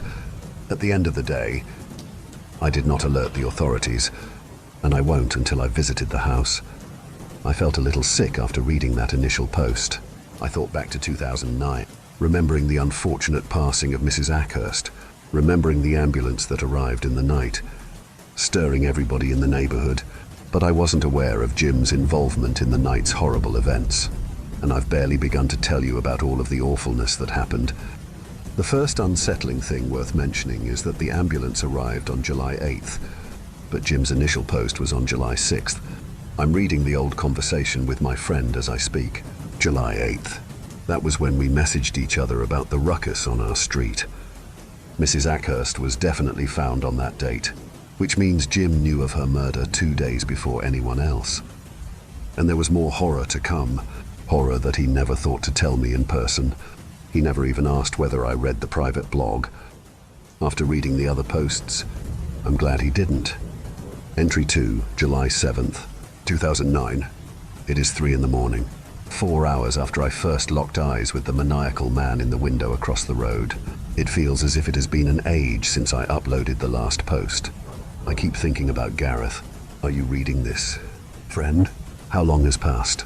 You're sleeping soundly in your bed right now.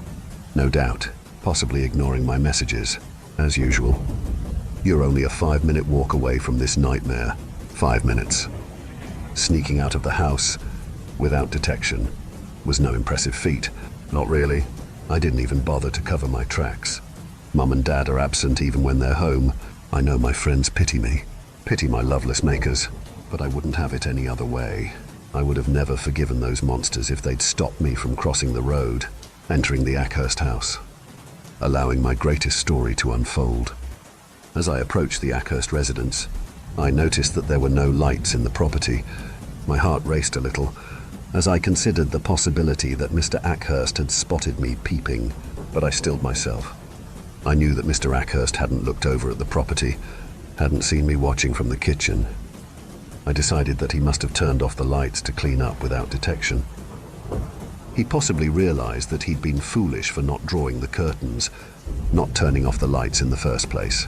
Perhaps he'd struck his wife in a fit of passion, hadn't taken the time to properly plan his kill. Alternatively, I considered that he may have been sleeping soundly. He may have felt absolutely nothing about what he's done, may have been sleeping like a baby.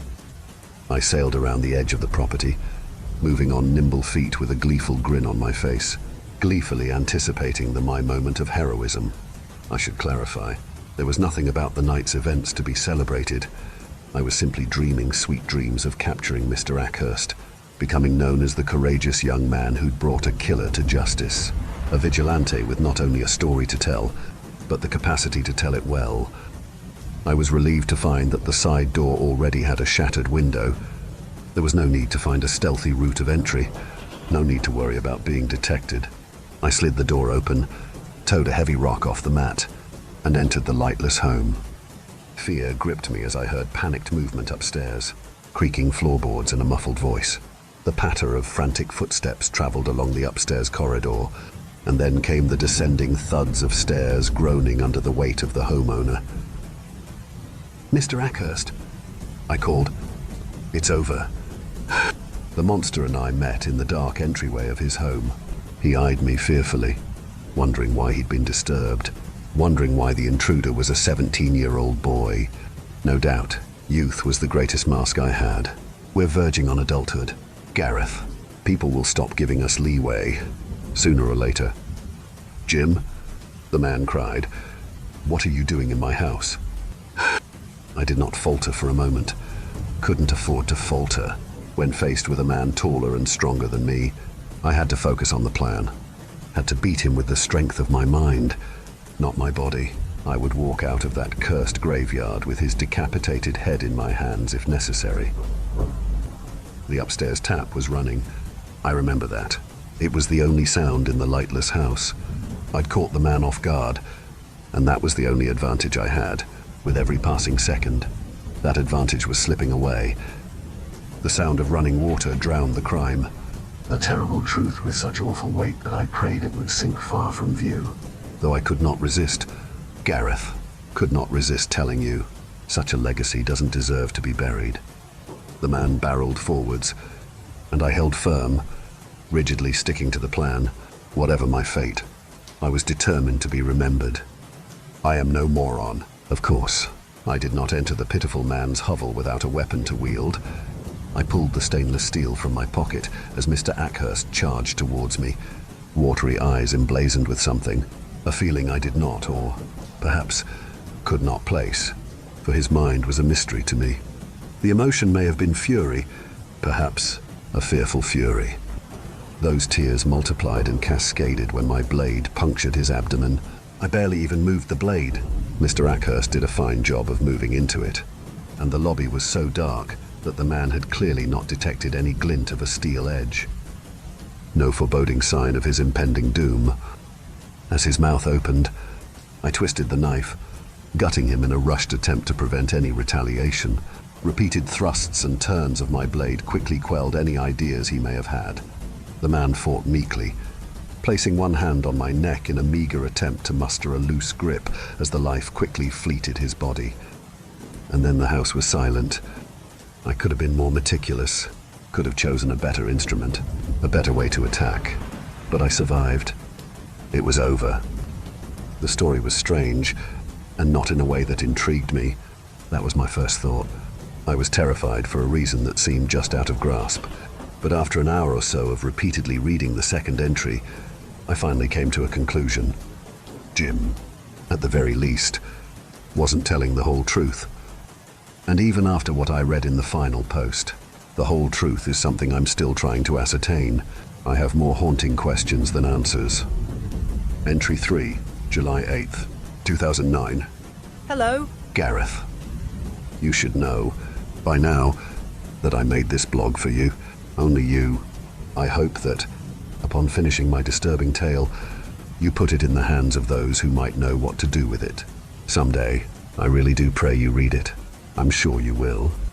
Today, I finally alerted the authorities, a moment that should have been exhilarating, ruined by a terrifying development. It's currently 1 in the morning, and I'm packing my bags. I must leave. It isn't safe for me here. You see, I failed. I didn't cover my tracks. I didn't eliminate the threat. I was a little off at school yesterday. You noticed that. You may be awful at responding to messages, but you're a good friend. Gareth, a very good friend. I've always known that, and it's why I'll never forget you. I do wish I could stay, wish I could explain everything. But he's here. That's my fault. I was incredibly sloppy, and my heroic antics may have all been for naught. The man's brother visited. I came home from school, preparing to finally alert the police and tell them my brave story. But then I saw it, the car on the driveway, a blue Porsche that I didn't recognize. I immediately panicked. Of course, because I hadn't finished the cleanup, and the scene in the house didn't exactly paint me in a favorable light.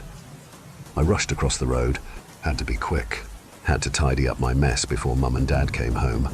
I beelined towards the side door, which was still a broken mess, swinging in the breeze, and there was a wailing voice emanating from the main hallway.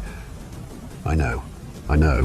Why did I leave the body there in the early hours of yesterday morning?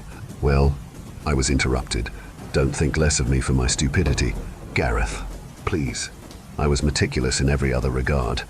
The Ackhursts didn't have friends or visitors. I thought it'd be safe to leave them there until the following evening. It was a foolish decision, but that doesn't make me a foolish man. I realized, upon entering the home, that I had very few options. Few reasonable options. I mean, what could I have done? Killed Mr. Ackhurst's brother too? He was an innocent man.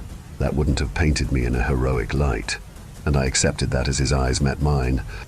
That was when I realized I had to run. I'm on the road as I type. Gareth, jotting down my final thoughts. The conclusion to my frustratingly brief tale. I had hoped for a satisfying conclusion, but life sought to rewrite my story. How rude of it. The authorities have been notified, but I won't be there to tell the tale in person. Still, a hero does not act for glory. A hero is altruistic. That is how legacies are formed, right? And my legacy, whatever it may be, shall be eternal. You may think very little of those 3 posts, without any context. I suppose the only horror to be gleaned from Jim's writings would be the deaths of Mr. and Mrs. Ackhurst. But I think, even without context, that you likely feel what I feel. Something doesn't add up. You'd be right. Terror worked its way into my gut as I processed everything I'd read, comparing it with the events that I remembered from my childhood. The bodies of Jeffrey Ackhurst and Patricia Ackhurst were found in their home on July 8th, 2009.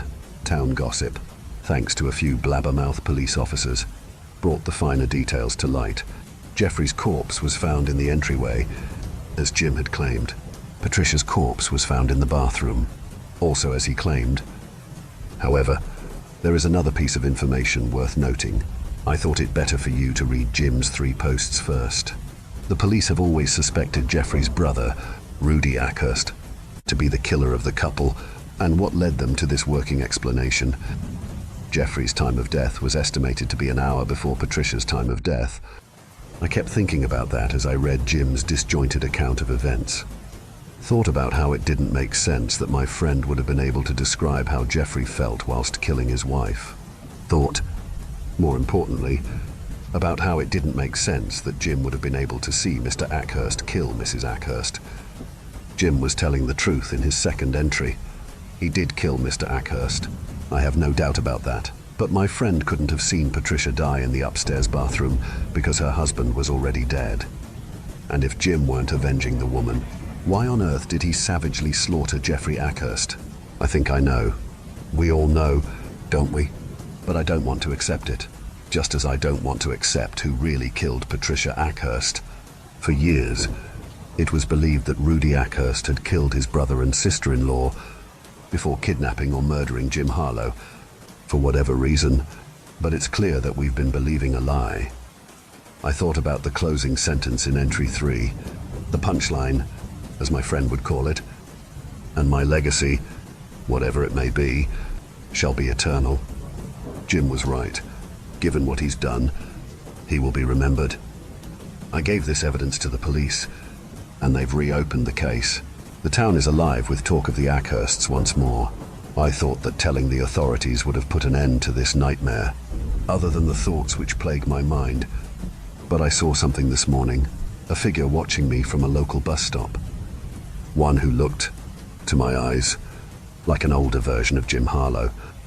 That could have been paranoia, but something terrifying confirmed it this evening, something that prompted me to make this post. A handwritten note through my letterbox. It isn't kind to fib. Gareth, shall I write your story? Dear friend, pen your closing chapter in a way that nobody will doubt. The more I think about my old childhood friend, the more I remember the oddities I overlooked for years, amplifying the quakes in my chest. I keep imagining awful scenarios. Jim slinking into my home, returning to silence me. And, given the man's creativity, I am haunted by the prospect of him fabricating a wonderful tale about my untimely end, one that would serve his legacy. Story 6. The Soul Stack. My dog is dead, and his final resting place is at the spot where the woods meet my backyard. But this wasn't where I buried him first. I live on the top of a hill on 100 acres of land I inherited from my parents, who, in turn, inherited it from their parents. I have no wife, no kids for the past 10 years.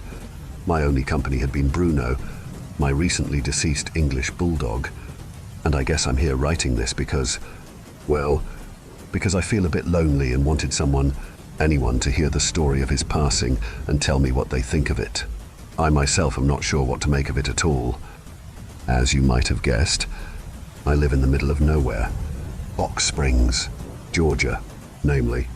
I live off a highway surrounded on one side by twisted jumbles of trees and on the other by a sea of parched, dying farmland. If for some reason you came to visit me, you'd leave my little green house by trundling down the hill in U-car and exiting my driveway by turning right if you want to hit civilization. That is, as most people do. After driving a little ways, you'd hit a major divided highway, turn left on this highway, and you'd be on your way to the city, though you'd be met with one or two uncanny sights on your way there. Not long ago, one such sight would have been a faded and crumbling brick chimney, which stood all by itself on one side of the highway, a remnant of a house that once stood there.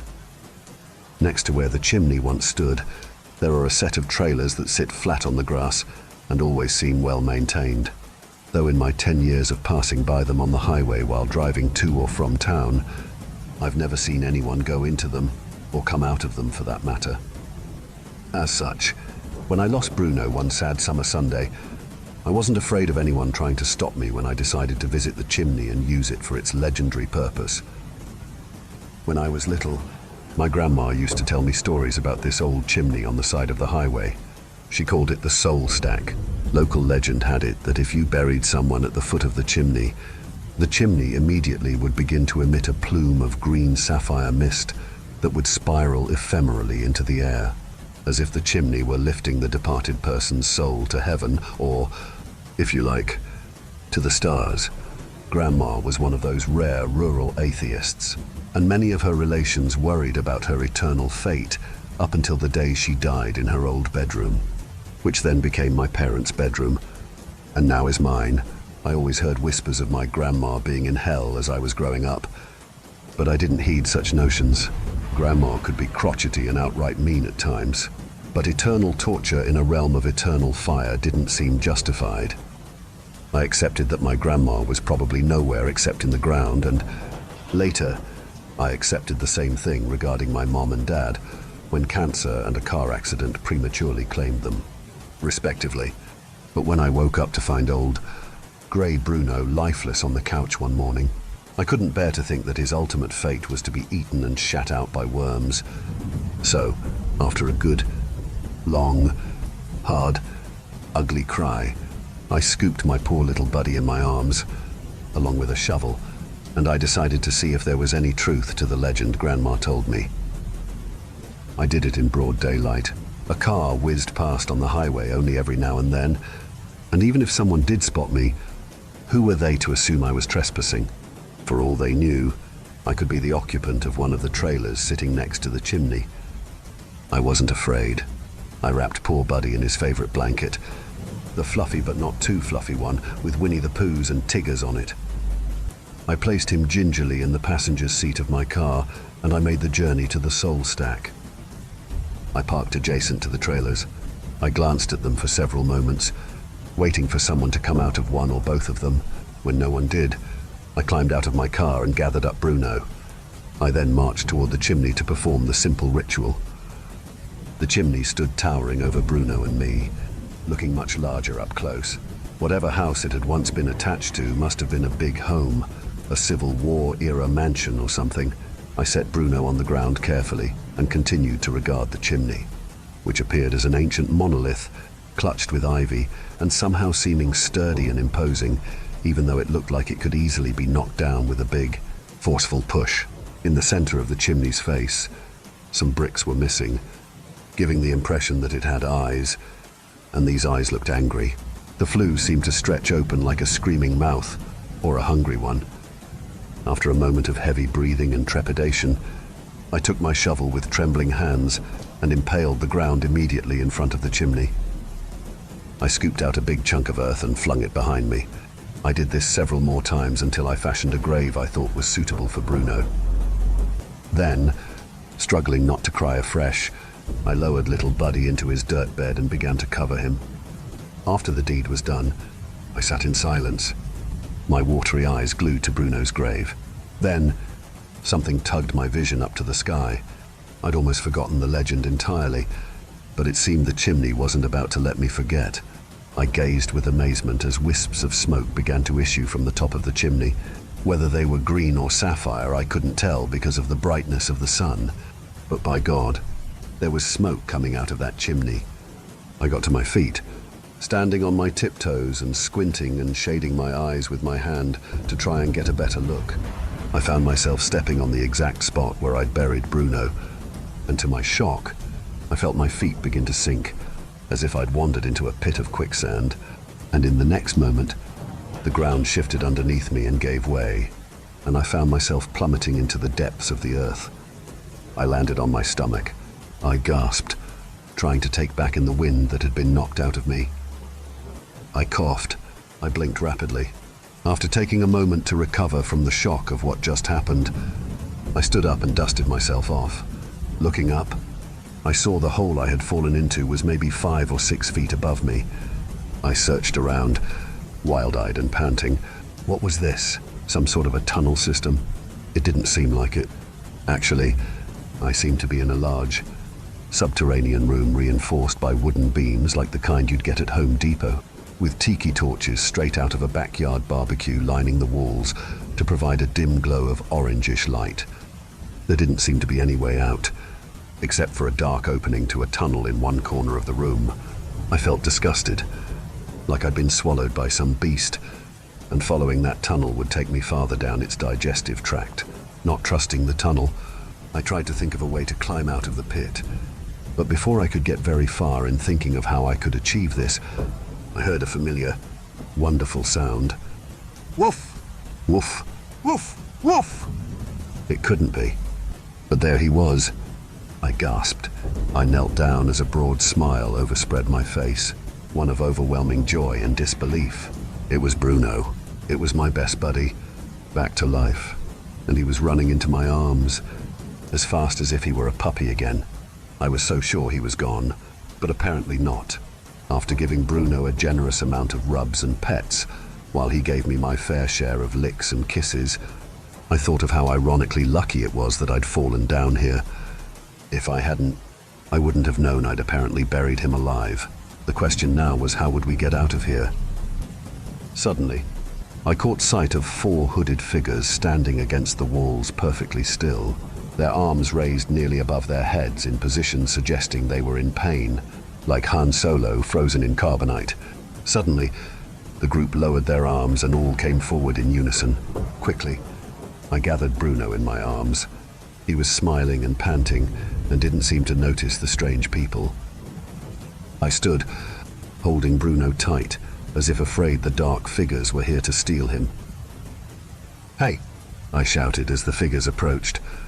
Encircling me, I turned every which way, searching rapidly for an escape route, one that wasn't the creepy-ass tunnel yawning menacingly in the corner.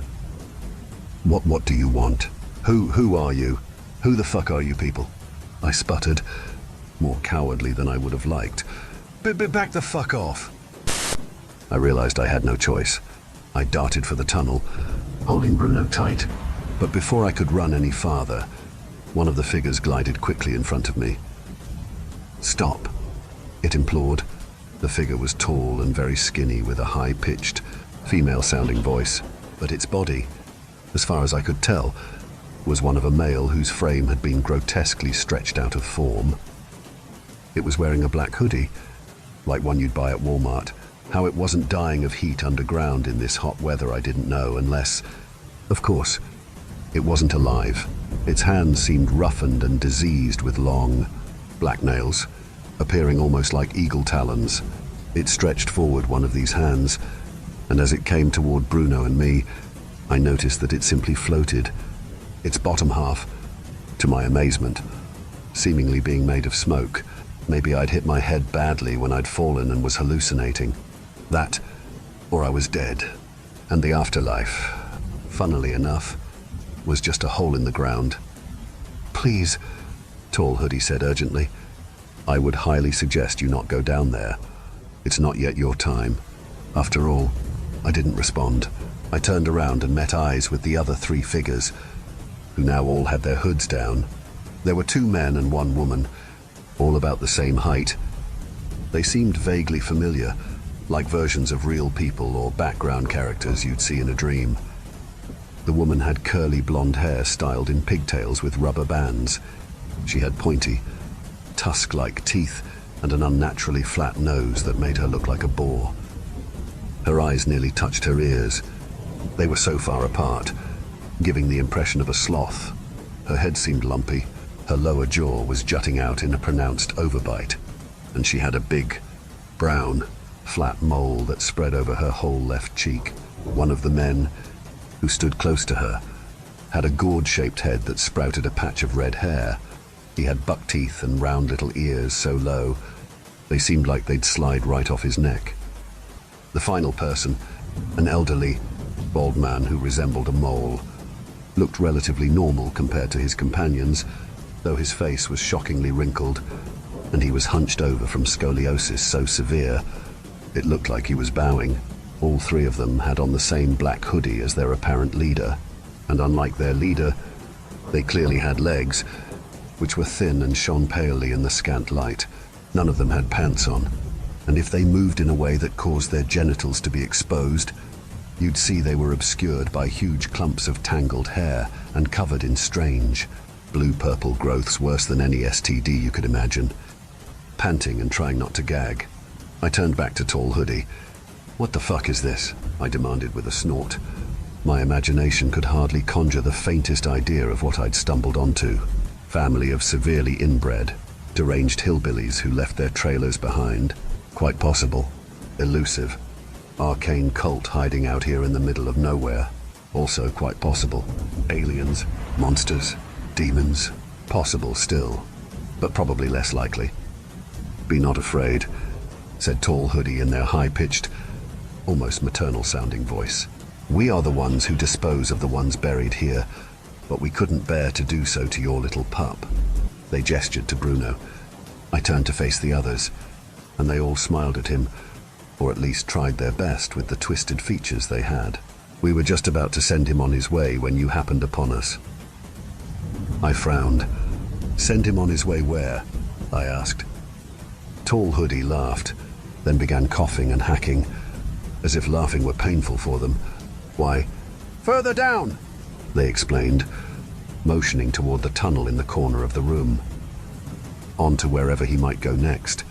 Rather than dispose of him, you know, we just couldn't bear to do it. He's far too pure. He really is a very, very good boy. Silently, I agreed, giving a little nod. Confused, I asked, "What do you mean, dispose of him?"